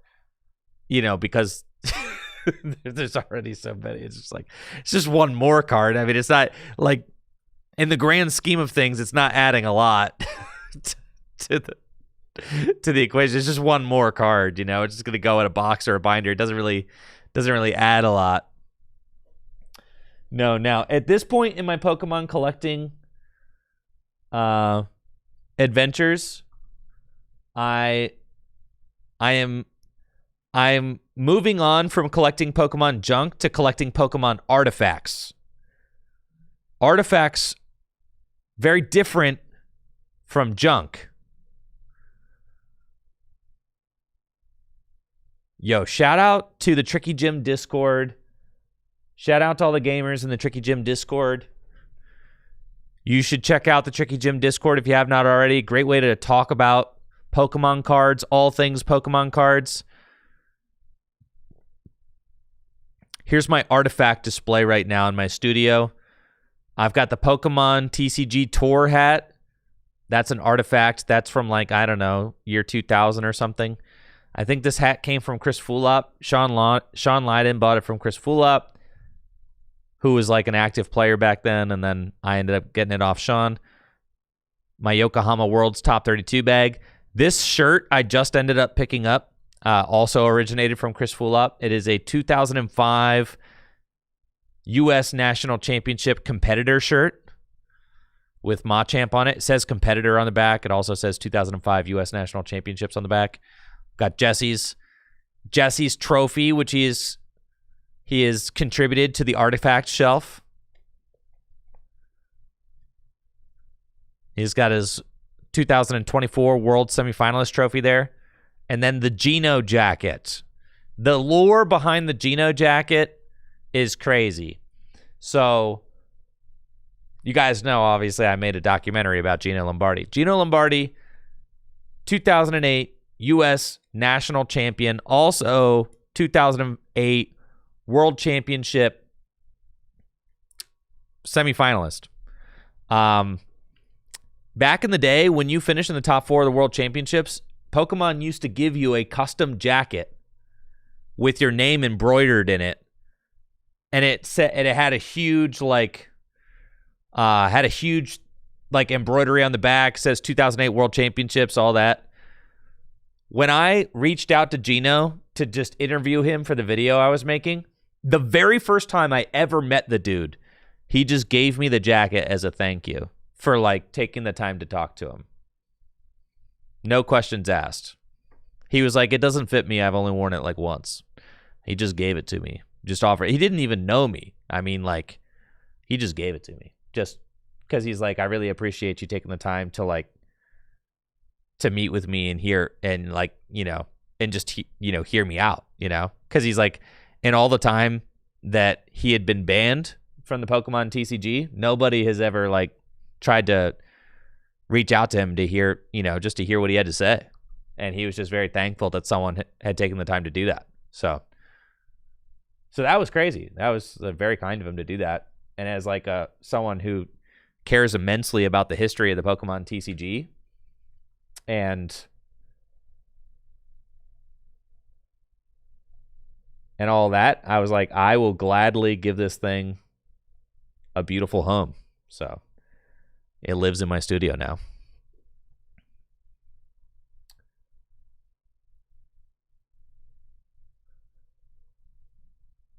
And that's just one of those things, like, my son will inherit that thing, you know. That is a piece of Pokemon TCG history right there, and kind of like inspired me to start, you know, collecting ancient Pokemon TCG artifacts. So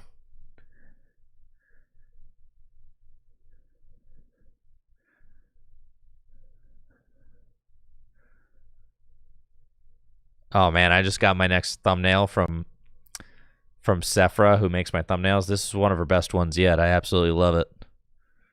God, it looks so good.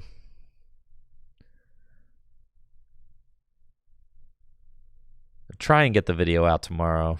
We'll see what I can do.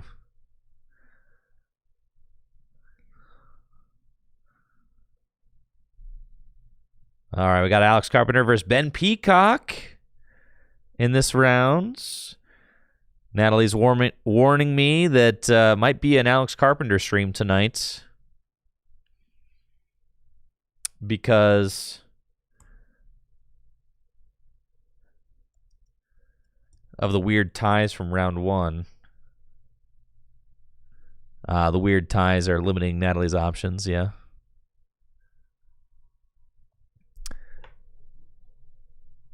And here we go.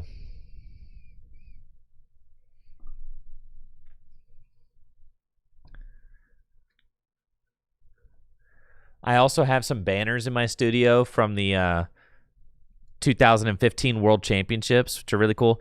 If you just sometimes Jameson will just like pick up things that are like for sale at events, like I don't know where he ended up getting these World Championship banners from.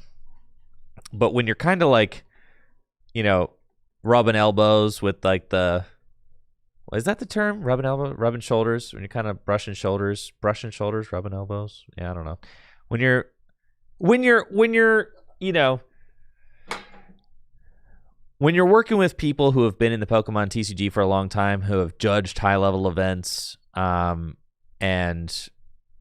all that, then you kind of just come across some crazy artifacts from the Pokemon TCG's history. So yeah, the 2015, I got 2 banners from the 2015 World Championships here in my studio too. And now that I kind of have this studio that's like really nice, I'm just going to keep trying to acquire cool crap to put in it. It makes me a little bit sad that it makes me a little bit sad that of the, I've been playing this game since like 2011. I've attended like 6 World Championships. I mean, of all those World Championships, I think I have gotten rid of every single Worlds shirt and Worlds bag for every Worlds that I've ever attended, except for Japan.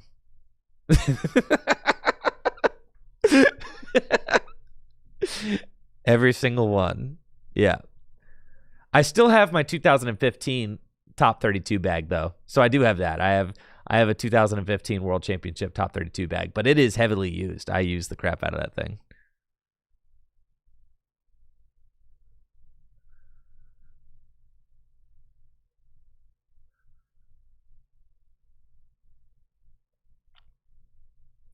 All right, looks like Ben is moving now. Got Solrock and Lunatone out.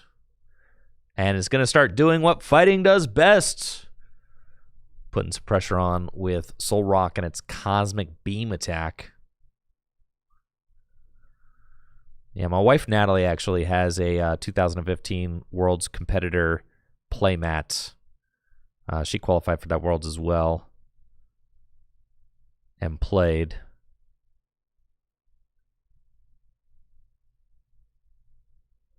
But I sold off. I mean, the thing is like, I mean, going through, it really is a miracle that any of this stuff, survives.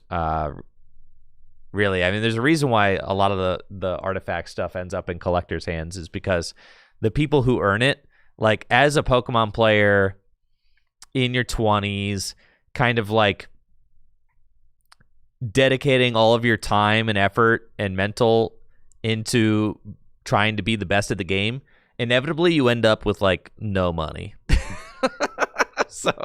so you end up selling off everything that you like earn. You end up selling off. Like, it's a little bit different now because there's like real prize money in the game too, but even then it's like, yeah, there's real prize money in the game, but it doesn't really even still offset the costs of like competing.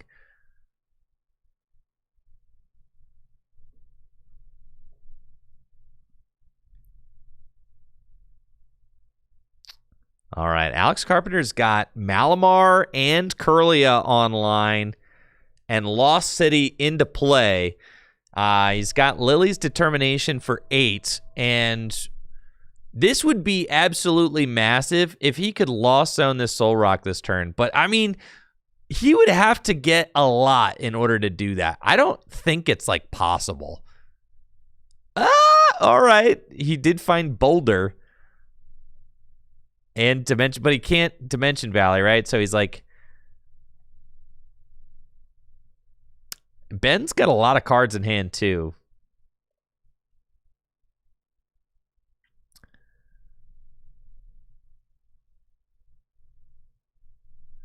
Would I ever release the base Neo playmat? Yeah, that's a good idea. I mean, I could always, if I ever did playmat runs, I could stock some of the retro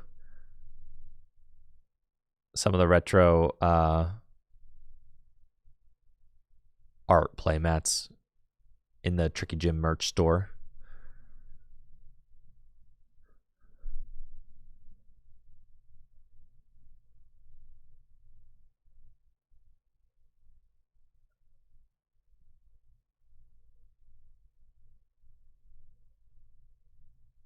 The thing is, though, is like I already, yeah, playmats they're hard to justify though, because people have so many playmats. I still have playmats in the merch store now, and I've got the Dark Magneton playmats. I got some Tricky Gym playmats there. Got T-shirts. Yeah, I gotta plug the T-shirts again. The holiday T-shirts are back in style. The red Tricky Gym T-shirts. The Tricky Gym hoodies are back in style. It's fall again. Yeah, I gotta make a plug, dude. TrickyGym.com.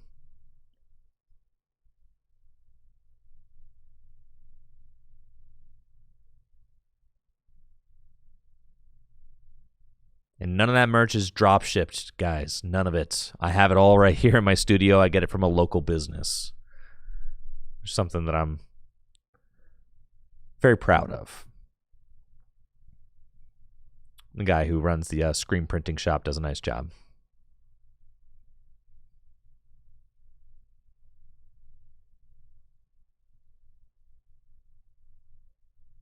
His name's George.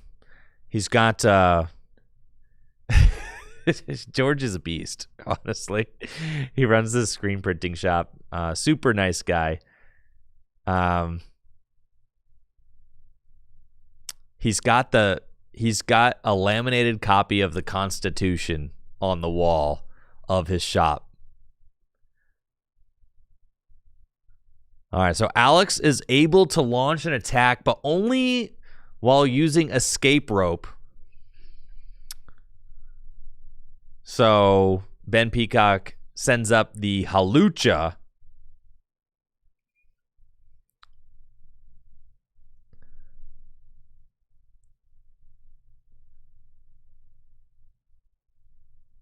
Is it the Constitution or the Declaration of Independence? God, I open the schools, guys. Yeah, it's the preamble to the Constitution. Yep.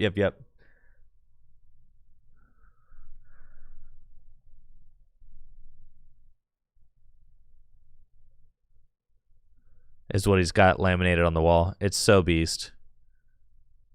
I mean, like I'm pretty sure it's like, I don't know. I've never sat there and read the whole thing. But all right, Ben is able to counter the Lost City, which is very good. He needed to get that Lost City out of play for sure.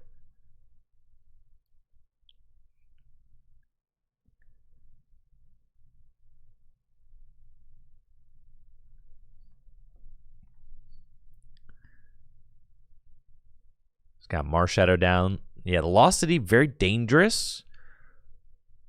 But does... I mean, let's see. If he's got Muscle Band, that's 90. Strong Energy would be like 110. So not quite a knockout on this Cresselia, but playing Raihan. Oh, the Premium Power Pro? Holy cow. Dude, fighting's broken. Fighting's so freaking good, man. This is crazy. The Premium Power Pro gets you there.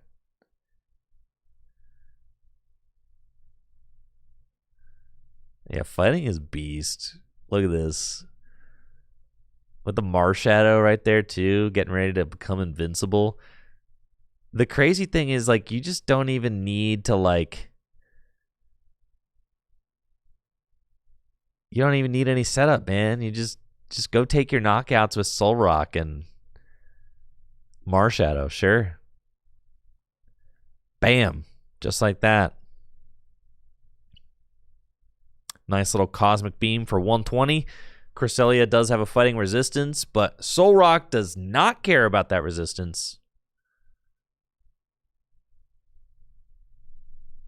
Alex top decks a Raihan of his own. He's also got a very large hand to work with, so I suspect that Alex will have options, but we do know that Alex did just use that escape rope to push around the Marshadow, so doesn't have escape rope as an option to dodge Marshadow in this upcoming turn, and the Marshadow could end up being tough to deal with. I mean, does have a strong energy on it now, so swing for 80 damage.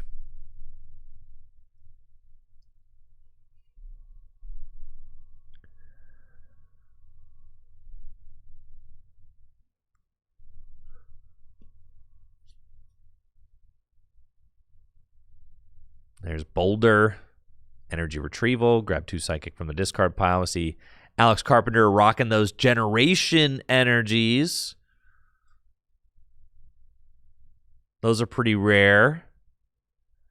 Not a lot of people out there rocking the generations energies. Those were the 20th anniversary set, right? Generations was the 20th anniversary? Is that true? Am I lying? That had to have been the 20th anniversary set, right? No, Or was Evolutions the 20th anniversary set? Or was Evolutions the 15th anniversary set? I don't know. Someone help me out here. It's been so long at this point. The 20th anniversary was 2016. Was that Generations or was that Evolutions? That was the XY Evolutions. So when Generations came out, was Generations XY?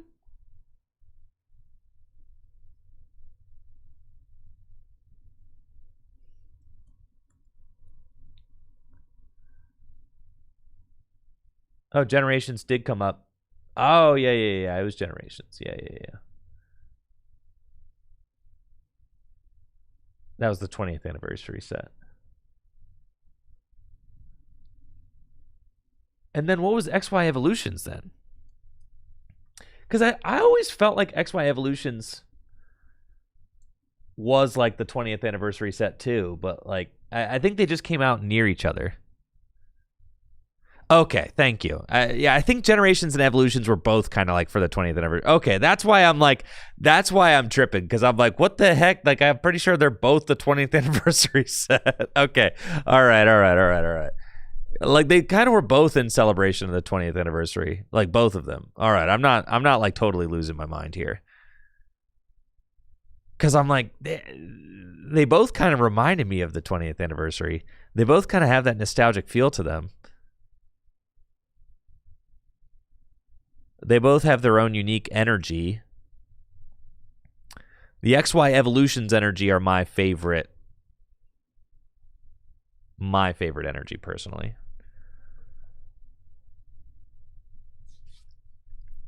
And Iron Boulder taking a big knockout, adjusted horn for 170 damage. There we go. Just had to match hand size, and there it is.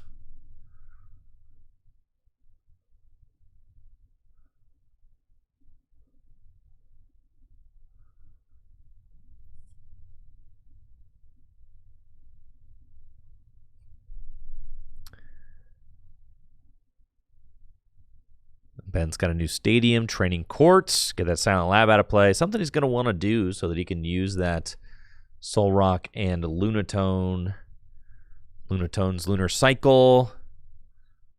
It is a basic Pokemon with an ability, so Silent Lab does turn that ability off. But of course, Silent Lab can be useful for turning off bench barrier Pokemon. And this is the perfect play from Ben. He's got Guzma to bring up Kirlia. Kirlia does not have a fighting resistance, so Marshadow will be able to take this knockout with its shadowy sidekick attack for 80. And Marshadow becomes invincible.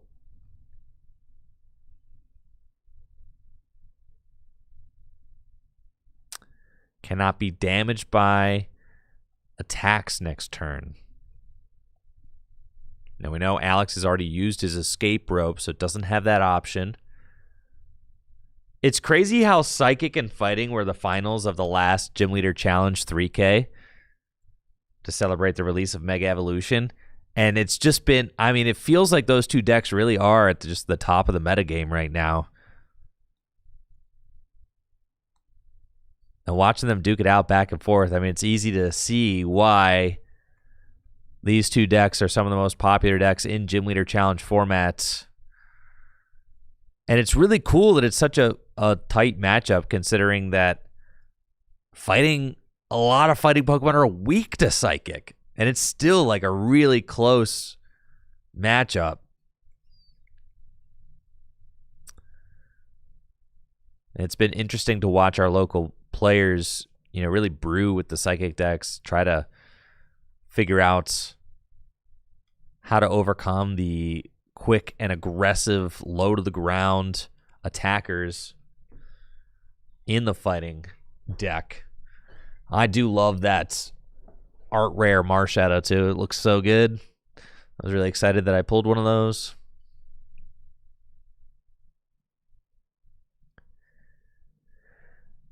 Clairvoyant Sense.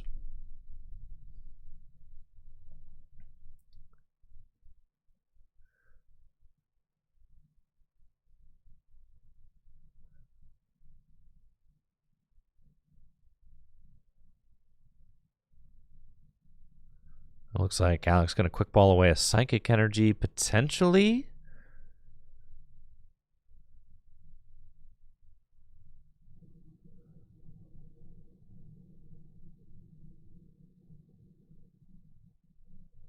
And what do you do on a turn like this, where you've got this Marshadow swinging for 100 damage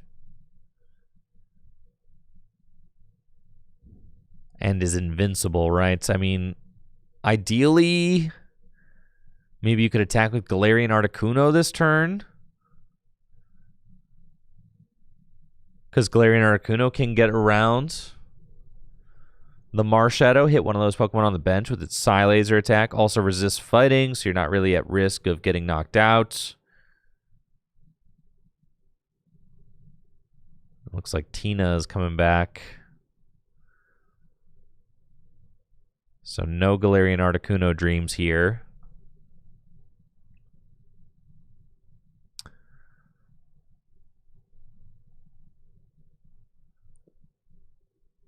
I mean, considering an item lock, that's so dangerous, though, because if Ben just finds Muscle Band, I think the Muscle Band's already been used, so it just has to pass with Iron Boulder in the active spots, right? Because Iron Boulder is just a beefy 140 hit point Pokemon with a fighting resistance, so the Marshadow not likely to do any real damage there. But if Ben can find Boss's Orders or Versus, and there's Boss right there, right?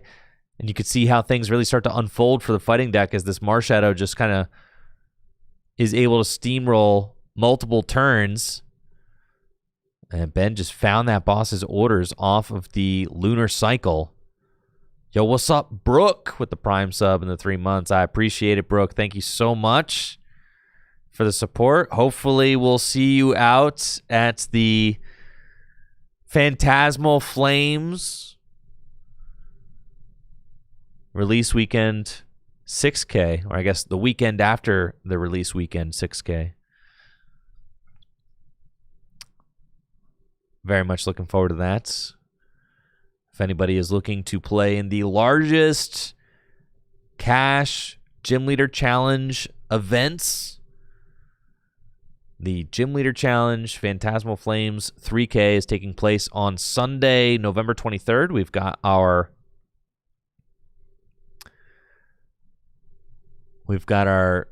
Phantasmal Flames 6K happening that weekend, with a standard 3K happening on Saturday, November 22nd. $1,000 cash going to first place. $3,000 cash broken down amongst the top 8 finishers. And then on Sunday, the 23rd of November, we've got a $3,000 cash Gym Leader Challenge event. Again, that's $1,000 for first place of both events.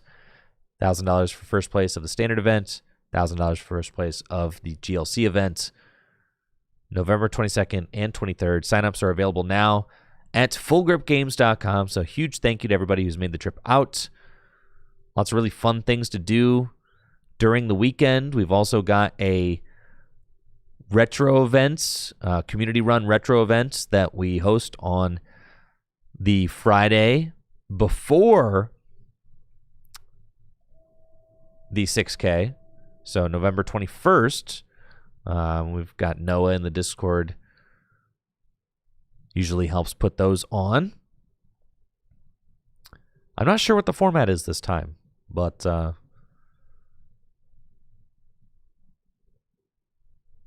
I'll have to get hip, figure that out. And then, of course, there's the Green Dragon Inn, Full Grip's full-service board game bar and cafe, located in the same building. It really is a treat to have that here. It's right around the corner from my studio.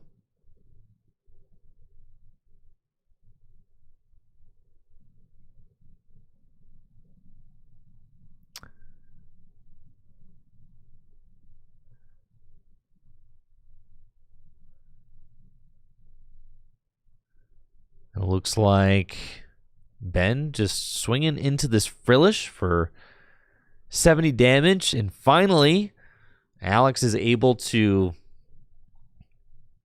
stop the bleeding a little bit.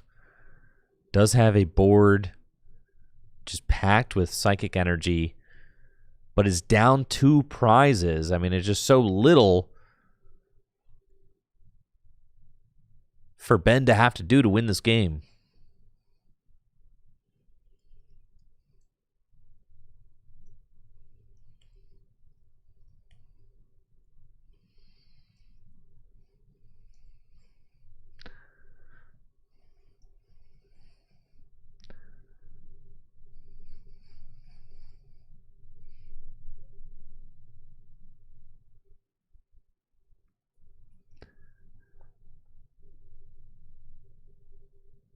So let's see what Alex can do to try and come back in this game.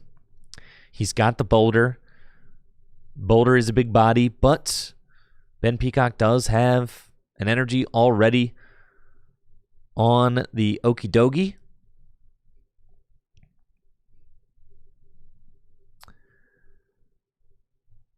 With the fighting energy on the Okie Dokie, it's just 1 rainbow energy away from being able to dole out a 170 damage good punch. 170 damage is enough to overcome that iron boulder with its fighting resistance.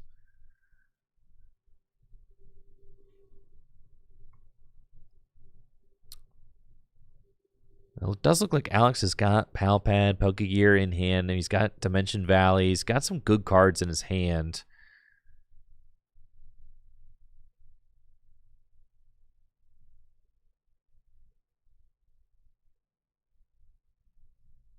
Got a Pal Pad, toss a couple supporters back into the deck.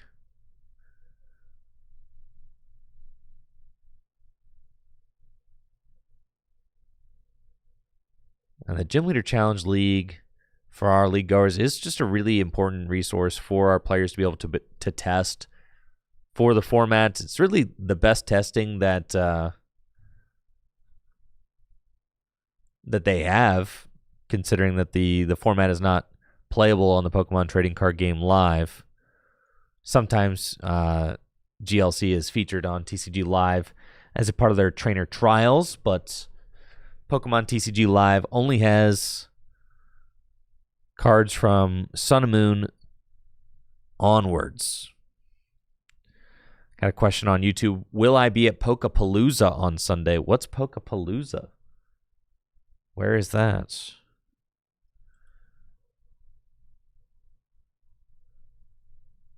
In Indiana, dude? At the Indiana State Fairgrounds? That sounds kind of beast.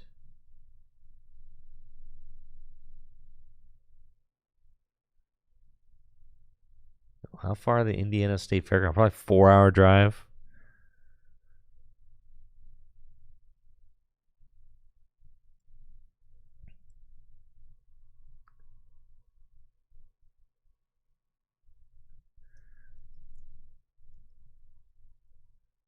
Let's see. How far to the Indiana State Fairgrounds? Directions.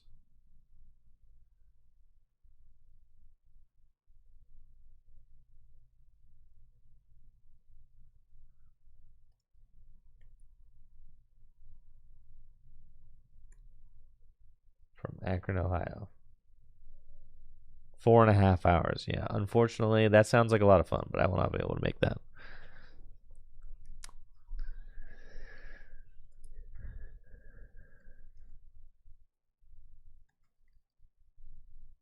I have been having fun going out to these kind of like collector events, though, lately. They have these little card shows kind of like all over the place now for Pokemon with just how big the hobby is. There's little card shows like every weekend in Ohio. It's pretty crazy.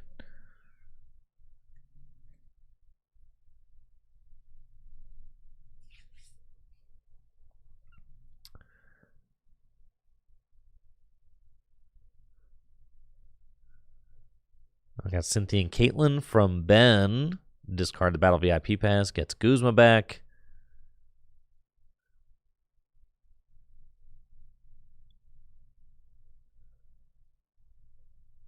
Ben's just got those 2 prizes left to Alex's 3. Again, Ogie Dogie would be able to take this knockout if Ben's got a rainbow energy. Night Stretcher does get Soul Rock. I don't think that Ben has it yet, but with Soul Rock, can Lunar Cycle, does he find it? And yes, does have the unit energy there.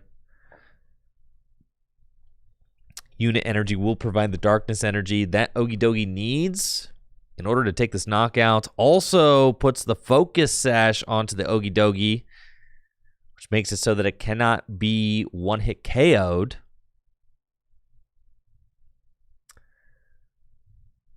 And here we are with a good punch for 170 damage.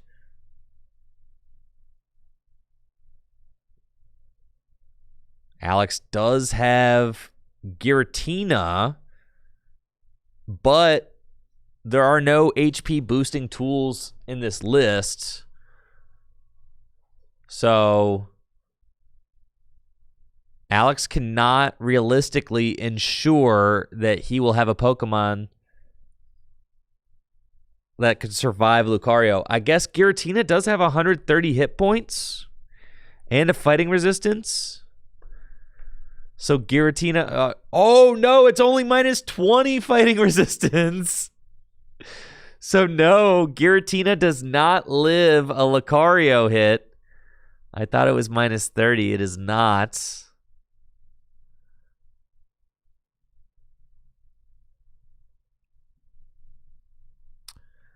Hex Maniac. But again, Alex doesn't have any HP boosting tools.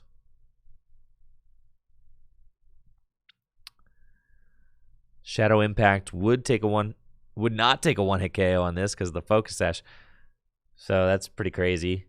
It'd have to be like you hit it, it survives.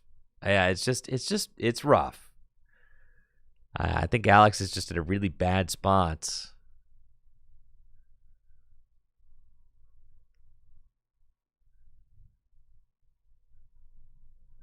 I don't know if there's any realistic way for him to fight his way out of this. He's got Guzma. But again, with the Ogie Dogie just swinging for 170 damage. You could like Hex Maniac and swing into the Ogie Dogie, I guess.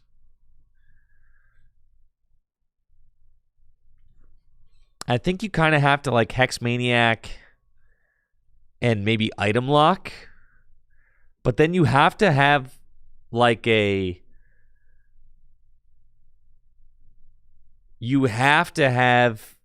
Iono next turn or something. Yeah, this is probably the best play. that he's got. With Hex, Okidogi's Good Punch is only doing 70. But again, Ben has just been able to get away with such a large hand. And now Lucario is evolved. It's like even more insurance that he'll be able to pull off the win. Just a single energy on Lucario to retaliate for 150.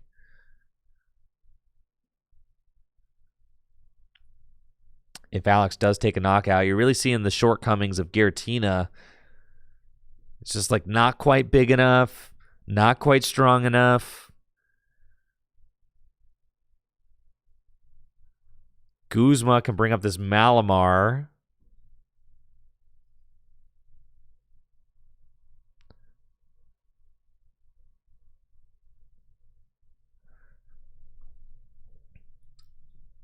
And it looks like Okidogi's just going to smack it for 70. With Good Punch because of Hex Maniac. Alex does have Guzma. But again, Guzma not helping because you have to deal with the Okidogi, right?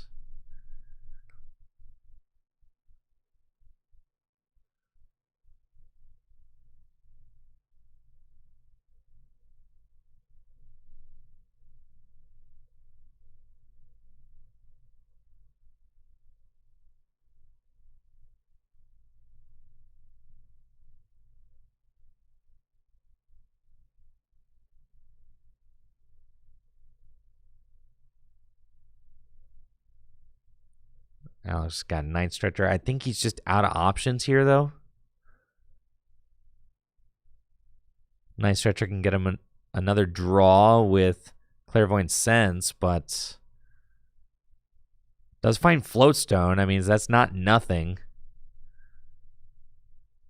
It does allow this Malamar to get out of here, but the problem persists that Giratina gets knocked out by Lucario. And all Ben needs is a single energy for Lucario. Yeah, that is not something that Alex can really deal with.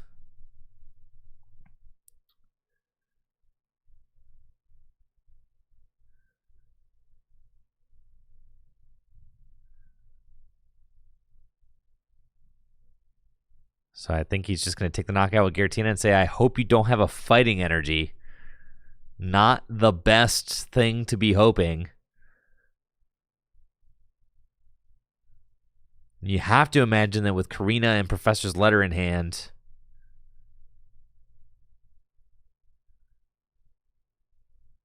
he's going to use Artisan. Is there a basic energy in the deck? If there is, it's over. There is not a basic energy in the deck. Okay. And is there an item card that can get one? No, there is not. Holy cow. All right, so Ben Peacock does not actually have the energy needed to take the win with Lucario yet. Lucario's Avenging Knuckle would do 150 damage, which would one-hit KO this Giratina, but has to find an energy.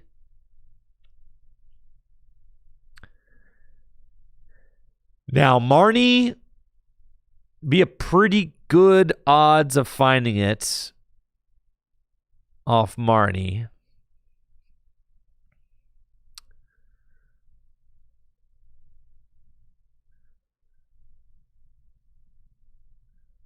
Escape Rope going to send up the Frillish.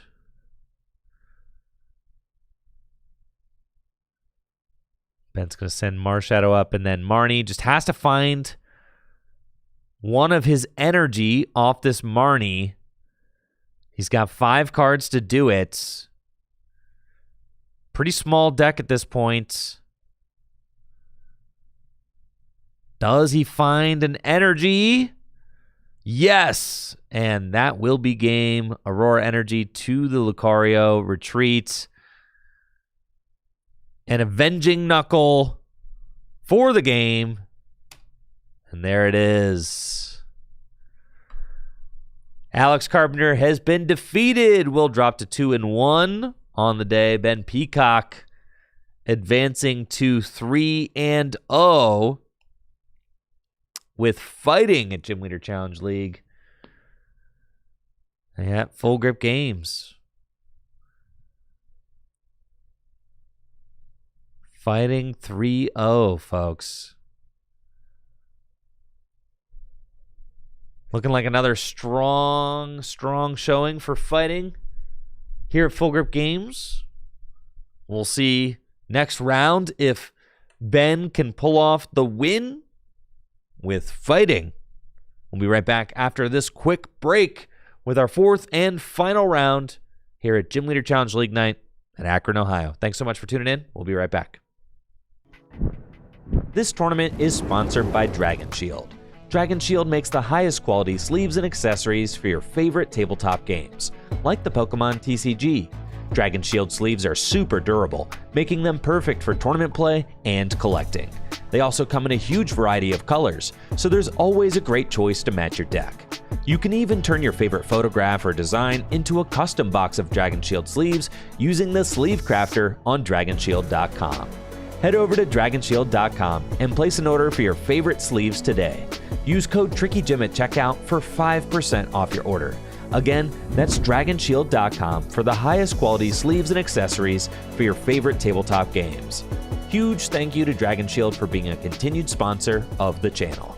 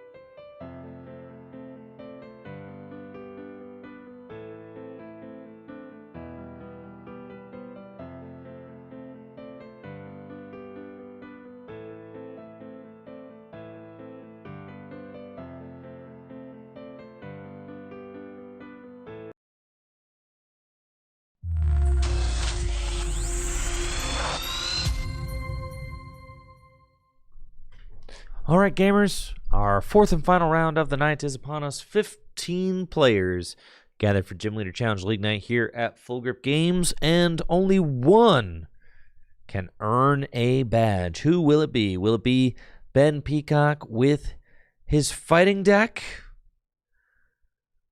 We will have to see. I'm sure we're going to get to see Ben on stream this final round. Looks like Ben Morse is playing against Hunter.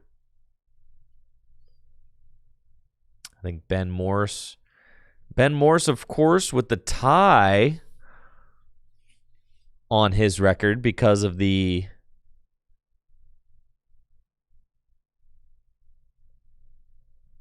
that round one misplay.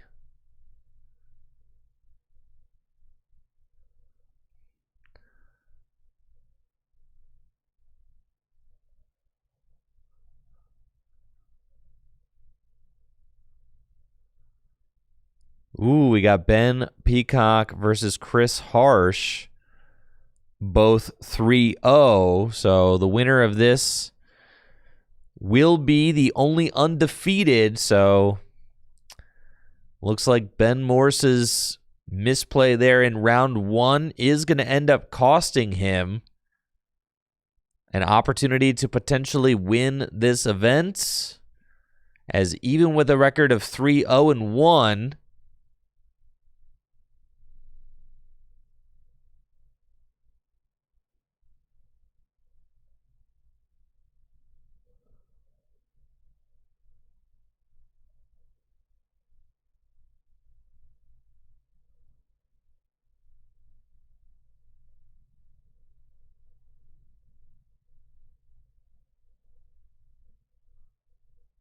we have Chris Harsh versus Ben Peacock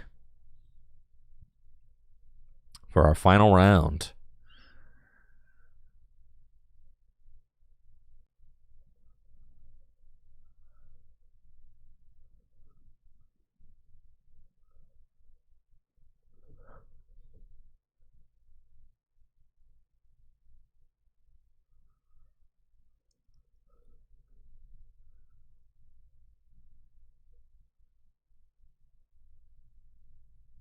Looks like Chris Harsh is on Psychics. We have another fighting versus Psychic matchup.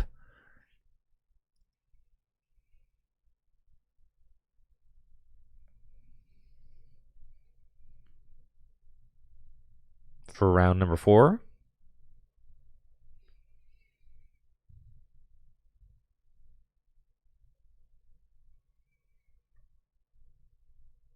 And let's see which one of these players is going to take home the badge tonight. It would be funny if they tied, because if they tied, then Ben Morse could win, I guess.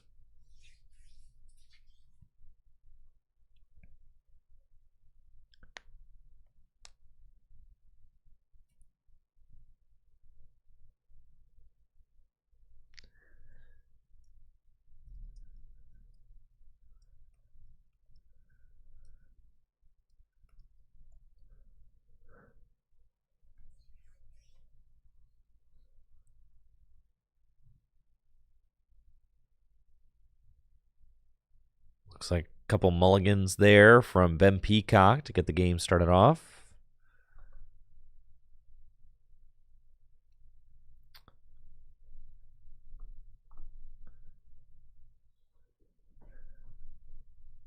I'm curious to see what kind of Psychic deck Chris Harsh has for us tonight. If it's going to be a Monkey Dory build, or just a Gallade build, or Garbodor.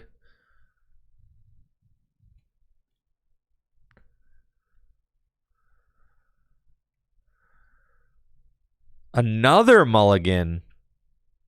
Oh, and you can see Chris is happy about that.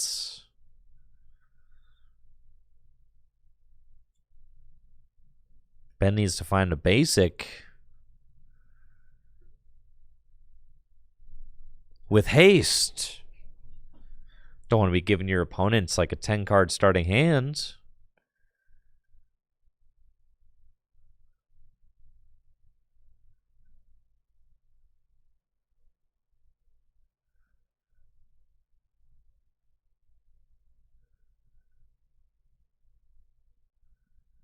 Dude. Oh my goodness. How many is that? 4 so far.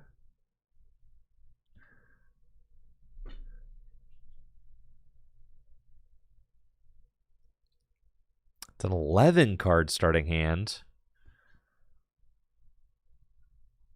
That is a lot. That is a lot of cards to start the game with, folks.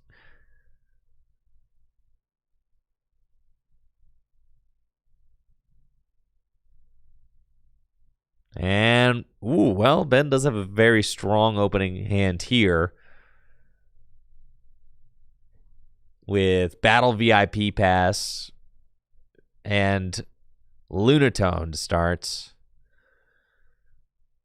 And strong energy. So, I mean, can't complain too much. Chris Harsh going to be going first. Has got Buddy Buddy Poffin. Go search for 2 basic Pokemon. Let's see what kind of psychic deck Chris has got. Looks like there's kind of your standard fare. We've got Xatu. We've got Gallade, Malamar. I think I saw like a Necrozma too, potentially. So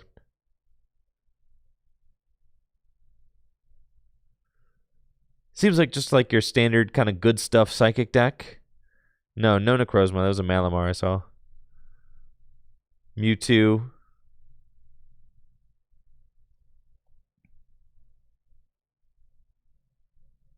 Oh, that is a Necrozma, isn't it? Yeah, there's the Malamar and then Necrozma, I think, is a couple cards down. Yep. So Necrozma in there too. So maybe some, increased special energy counts, horror psychic energy, mystery energy.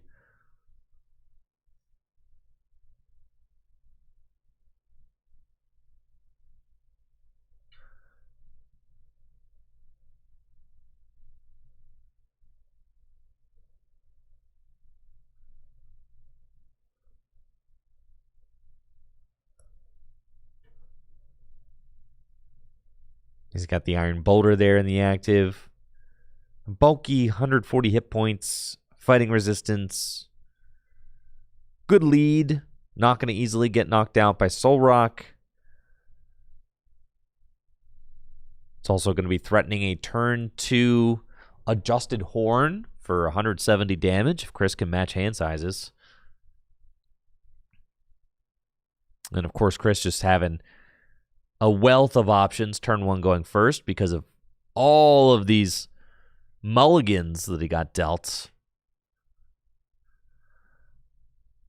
I don't know if Chris has an out to Curlia in hand. If he doesn't, I would have preferred to see him save the level ball for a turn 2 Curlia, I think.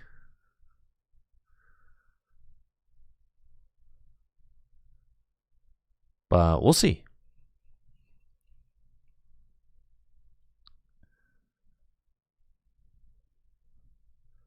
Looks like Curly is already in hand, so that makes sense. And then Mystery Energy to the Boulder. And that's a pretty solid turn 1 going first, I have to say. Ben has got a solid hand, but I don't know that he actually has a draw card. I think he's got Raihan, and I don't think he has a basic fighting energy to discard with Lunar Cycle. I mean, Battle VIP Pass is a good start, but without the basic fighting energy in hand, no way to actually turn this Battle VIP Pass into some draw.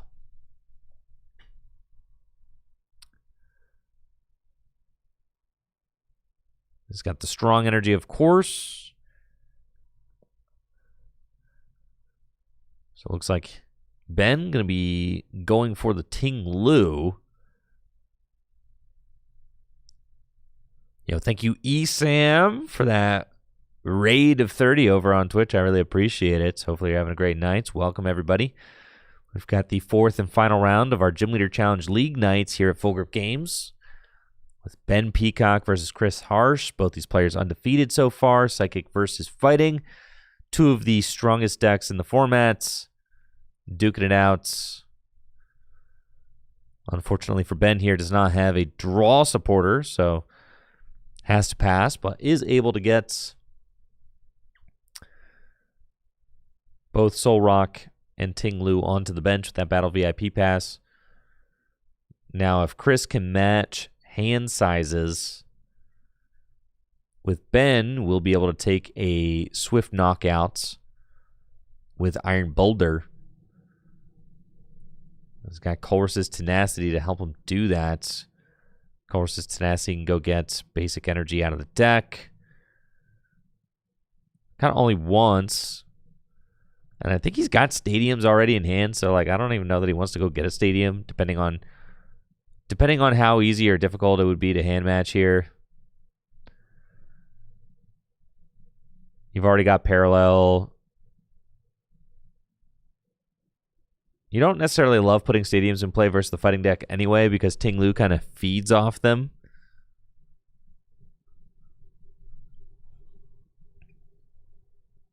Ooh, but it looks like Chris is going to go get the Mystery Garden. That is interesting.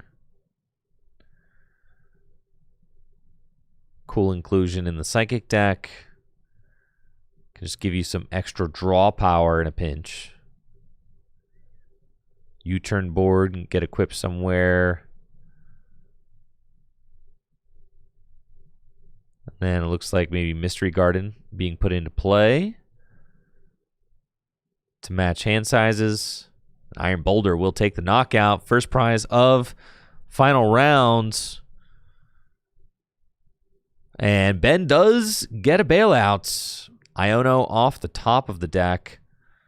Rescue Stretcher is going to bring back the Lunatone. And then Iono. Ooh, no, actually, Boss's Orders. Just to take out the Curlia. This is a good play from Ben. Good play from Ben here. Just taking out the Curlia before it has an opportunity to evolve up.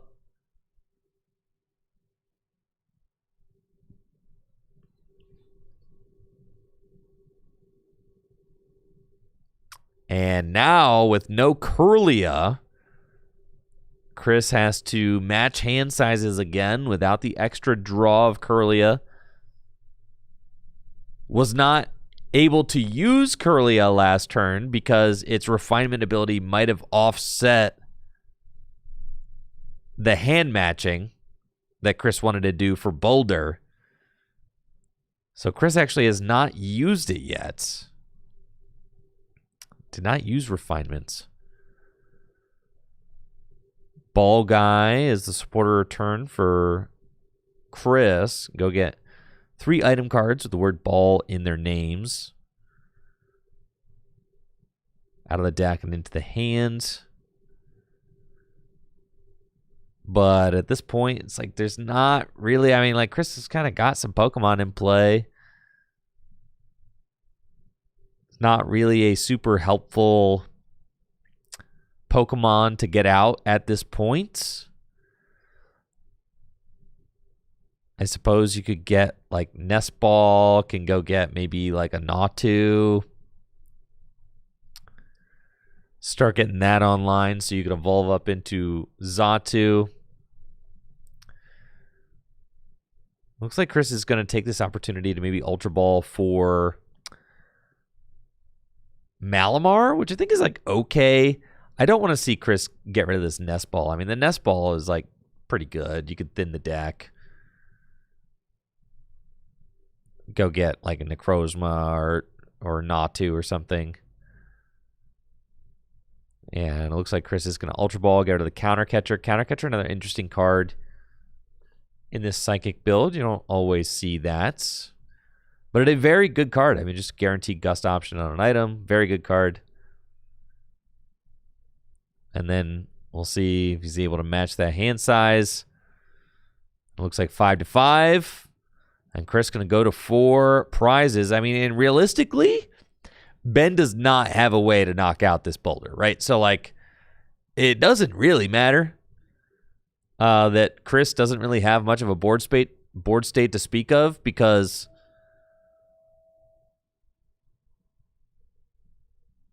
Iron Boulder is kind of like the the one-man board state, right? I mean, it's just 170 damage for 2 energy. It's just insane. Iono going to be the supporter this turn.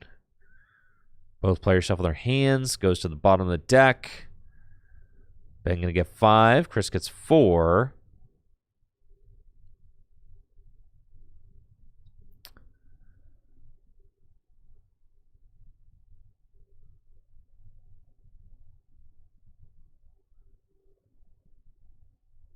And Ben does finally find some basic fighting energy to use that Lunar Cycle ability.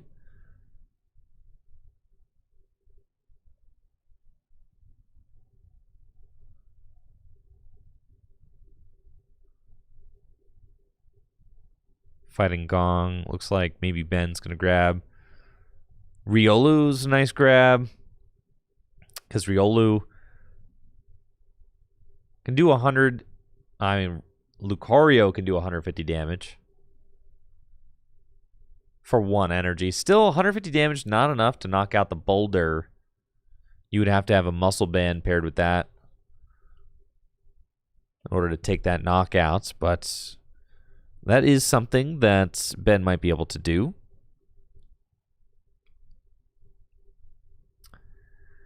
Then Ting Lu going to use its Ground Crasher attack. Discard the Stadium, does 30 to everything. Not the active, though, because of resistance, but resistance is ignored on the bench. None of these Pokemon on Chris's bench have a fighting resistance anyways. It looks like Chris did not fare too well off of that Iono to 4, but does have Tulip, and Tulip can go get the Curlia back, which will give him a little bit more presence on the board. So Tulip, actually pretty good hit there. And does have the Gallade in hand too, so could evolve Curlia up into Gallade. Next turn, looks like it's just going to be Tulip for the Curlia. And then Refinement.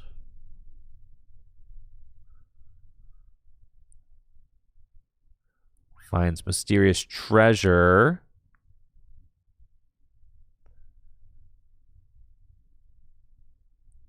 I don't know that Chris will be able to get to 6 cards in hand. I think it kind of just stuck with 5, right?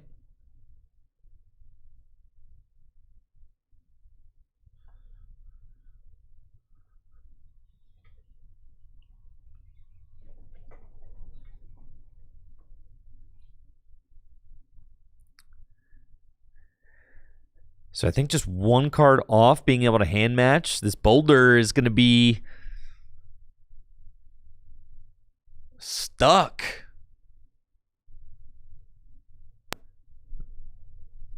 Adjusted Horn only does damage if you have the same amount of cards in your hand as your opponent. There's no way for Chris to take this 5-card hand up to 6. If there were 2 Psychic Energy in Chris's discard pile, he could use Energy Retrieval to do it, but that's not the case.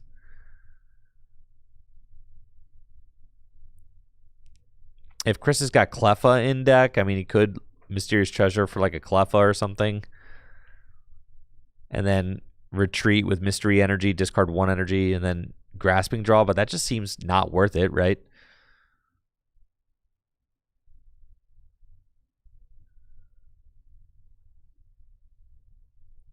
Well, looks like Chris is going to actually... This doesn't seem worth it either. Because now your Boulder's getting hit on the bench. Because you're only doing the bonus 30 damage to everything on the bench if you've got a Stadium, and then, like, this just does not seem worth it. You send up the Mimikyu. I would hope that Chris just uses Filch to draw 2 here.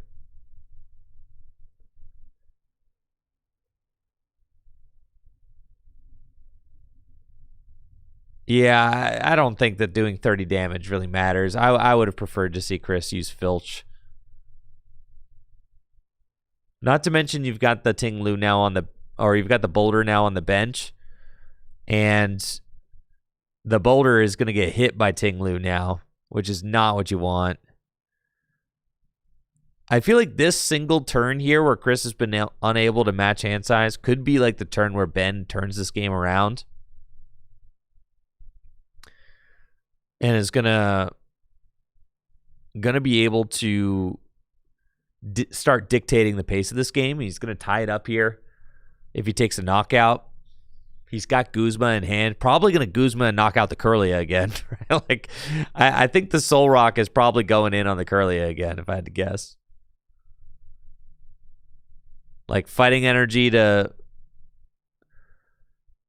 Marshadow, Guzma, or no, fighting energy to Soul Rock, Guzma, knockout Curlia. Like that just feels good, right? No, I guess not, right? You could just Cynthia and Caitlyn. He's got the stadium, so he's probably feeling the ground crasher again.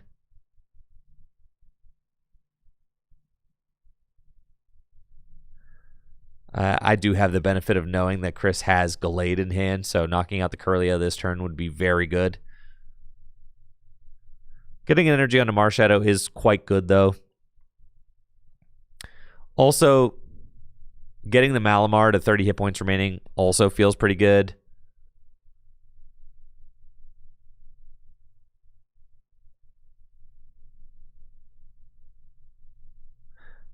It's starting to feel like, even though Ben is behind a prize, it's starting to feel like Ben is at an advantage now. He's got 9 cards in hand. So tough to hand match. However, Chris does have the option to evolve into Gallade and then can use Buddy Catch to go get whatever supporter he wants.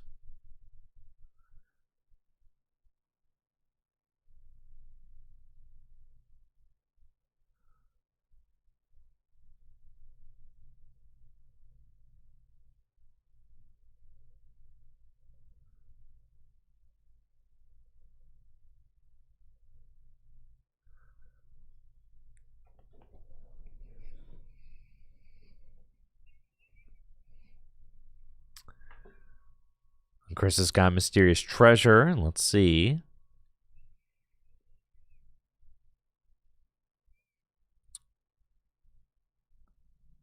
Go get Natu. Start setting that up.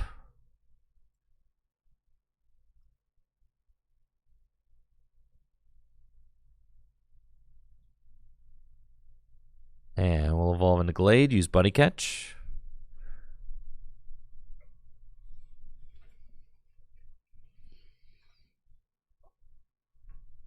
Looks like Marnie is going to be the supporter grab, which makes sense. If Chris just finds one playable card off of the Marnie, then he will be able to use Adjusted Horn for 170, take the knockouts.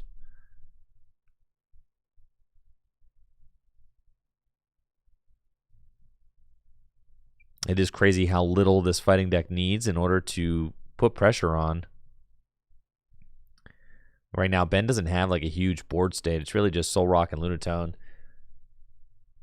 The Riolu on the bench is threatening to become a Lucario, though,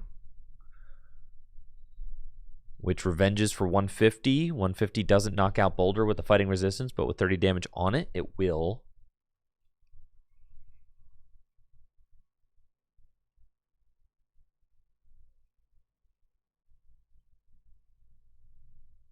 Here's Psychic Recharge. Chris does have a burnable card in hand, so I can just bench the Necrozma. Gotta make sure you only play one card, though. Don't play any more than one. Good job, Chris.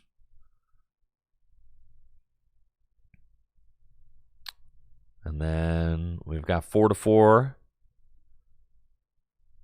And Iron Boulder will take this knockout with Adjusted Horn.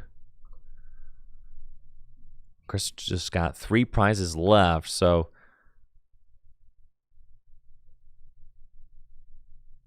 Ben does have work to do. I mean, has to catch up multiple prizes. It's not out of the equation. I mean, here is Lucario and fighting in hand, so certainly not out of the equation.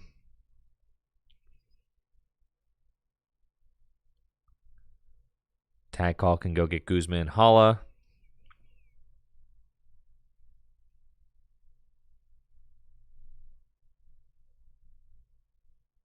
And with the fighting energy, this Lucario will guaranteed take the knockout.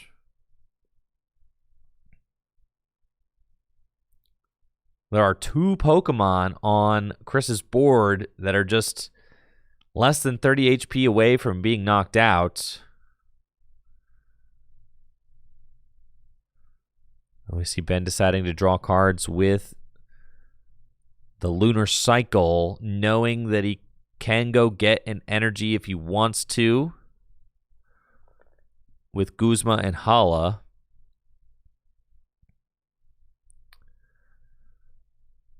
Looks like is considering going in with Marshadow and Boss's orders. Holy cow.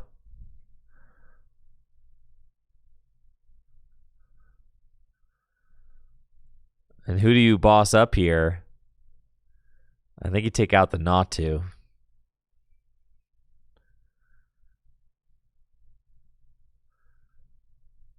I think it's got to be not to, right? Ah, save that for Tinglu. I personally would like to see the not to get targeted down by the Marshadow, because you kind of got this double prize take set up for Tinglu. Shadowy Sidekick will take the knockout, though. And the Marshadow once again becomes invincible because a knockout was taken with that Shadowy Sidekick attack. We'll see what Chris does in response.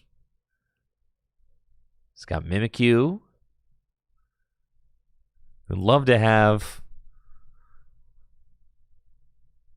a Gust card this turn to push around the Marshadow. Oh, does Natsu resist fighting?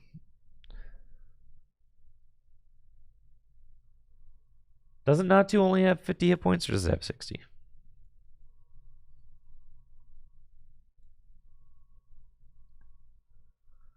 Natsu's only got 50 hit points. No, there is a 60 hit point one. Never mind. If you're playing the one from Cosmic Eclipse or Rebel Clash, it's probably... Yeah, it depends on which Natsu, I guess. Got to be playing the one from Rebel Clash. That's got to be the best one, right?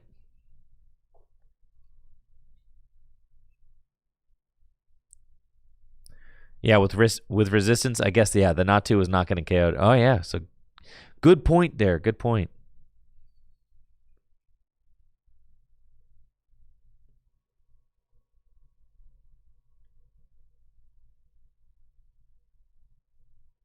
Yeah, the Me First Natsu from Rebel Clash. Yeah, that seems like the optimal one. Minus 30 resistance. That is the optimal Natsu. And you can see why it was the optimal Natsu, because it dodged KO from that freaking Marshadow there.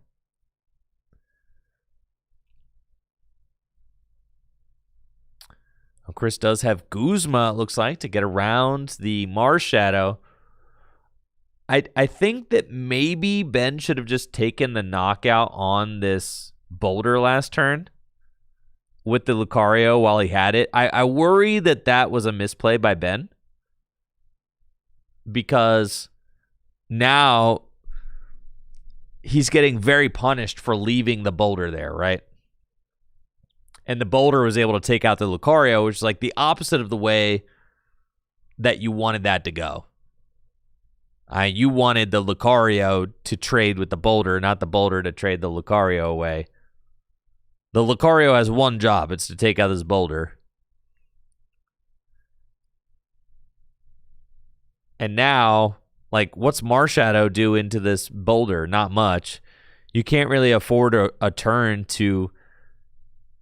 The other thing that I really didn't like about the gusting with the Marshadow play is that Ben's way to like make a comeback in this game, one of them was going to be to use the Tinglu to take 2 prizes. So like, imagine Ben used Lucario to knock out the boulder, then say Chris brings up a Pokemon, takes a knockout, then Ben goes Tinglu to take 2 more prizes, then we'd have a tie game right now, right? I felt like that was the route that Ben had to chase. And without that route, I'm feeling like Ben's win percentages are dropping pretty significantly.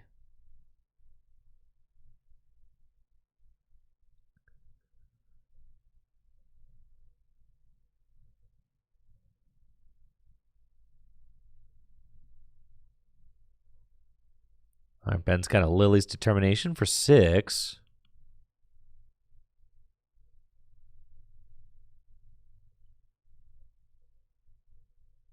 Finds Professor's Letter. Training Courts.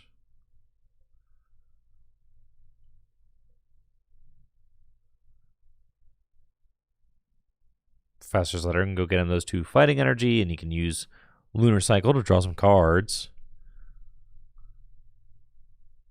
But again, I guess if you find Premium Power Pro with the Muscle Banded Soul Rock, then you could take a knockout. I mean, I guess, does he have the Premium Power Pro? Is that in hand? I think that's it, right? And then, oh yeah, there it is. Soul Rock is getting it done. With Premium Power Pro and Muscle Band, this Soul Rock is swinging for 120 damage, no resistance. And we'll take the knockout. But again, Ben kind of giving up that. Ben giving up that potential double knockout with the Tinglu. Just going to make it that much harder for him to claw back in this game. Because at this point, it's kind of just it's almost inevitable with how many energy Chris has in play. Well, guess not. Mimikyu copying for 70 doesn't do anything. So you need to get some energy in like slightly more meaningful places. 2 energy on the Mimikyu is like a real nothing burger right now for sure. Oh, the Mimikyu, yes, literally cannot even copy Cosmic Beam because there's no Lunatone on the bench. That's right. Though Psychic could have a Lunatone on the bench. There are Psychic Lunatone. You don't know. What if Chris runs it? It looks like Chris does have the 2 Psychic Energy in deck to be able to power up Necrozma. And with the Recycle Energy, Special Laser is an option.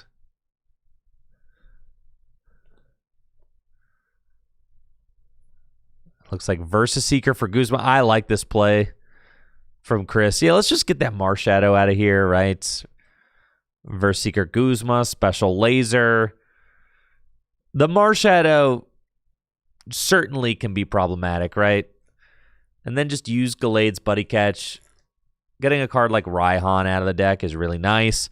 And with this, Chris is just going to have 1 prize left. It feels like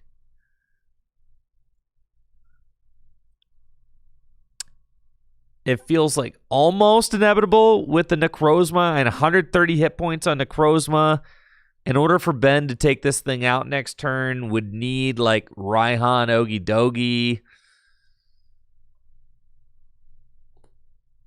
Yeah, not great. And even then, if he did have Raihan Ogie Dogie, Chris Harsh could go Hex Maniac, Mimikyu, win. So However, Hawlucha, if Ben can find Hawlucha, he could just take the Mimikyu off the board. It's only got 10 hit points left.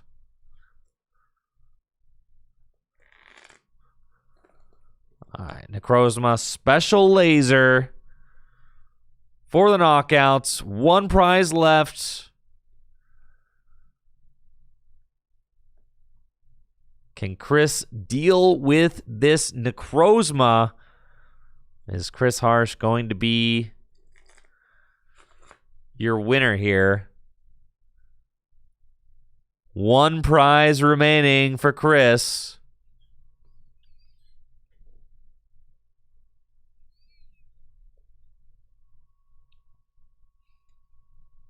Lunar Cycle to draw 3. Does find Raihan and Artisan. So does actually have the Ogie Dogie play.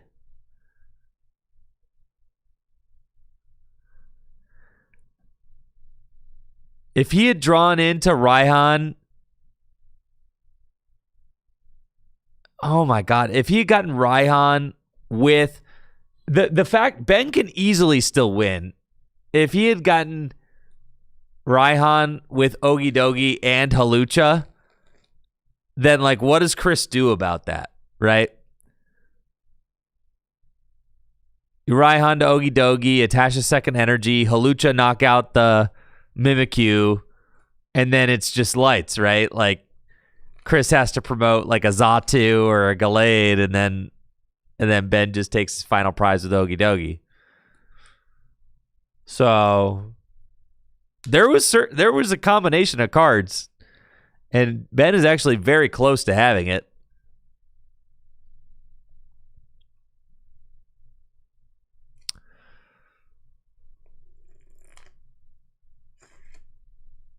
All right, Karina is going to get Hawlucha and maybe a card to go get the bear. Maybe the Blood Moon Ursaluna. Field Blower. It's interesting. The question is, how is Ben going to deny a prize?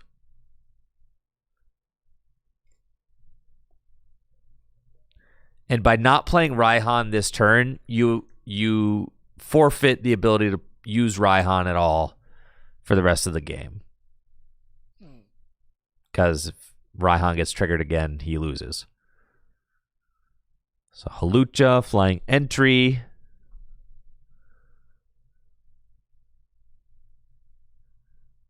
Place the damage counter on 2 bench Pokemon. Has to Field Blower his own Muscle Band, I think, to put a Focus Sash on his Soul Rock. Is the play we're going with here.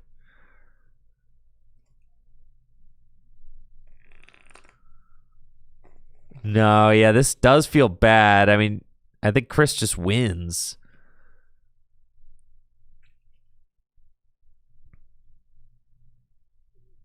A Field Blower from Chris is game.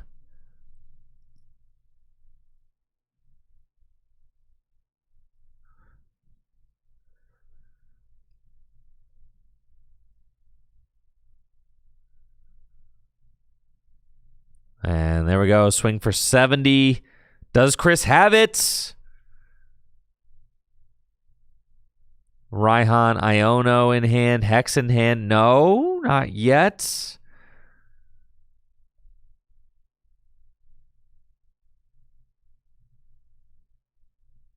Marnie, U-turn board.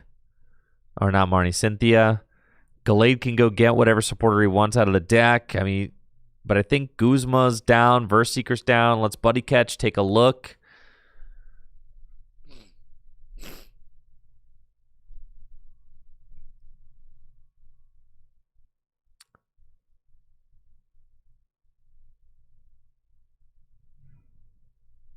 Fog Crystal. See what's in the deck. Field Blower is in there. Guzma is in there. Let's do this thing. Wait, is Guzma in there? Thought I saw a Guzma. Raihan. Oh, it's true. Raihan could go get it. A knockout was taken. Yep, Raihan, field blower game. There are a lot of different ways to win this game, Chris.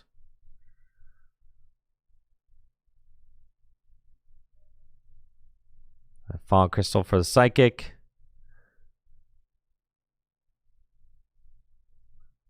Clairvoyant Sense. Let's get it. Let's get this freaking dub.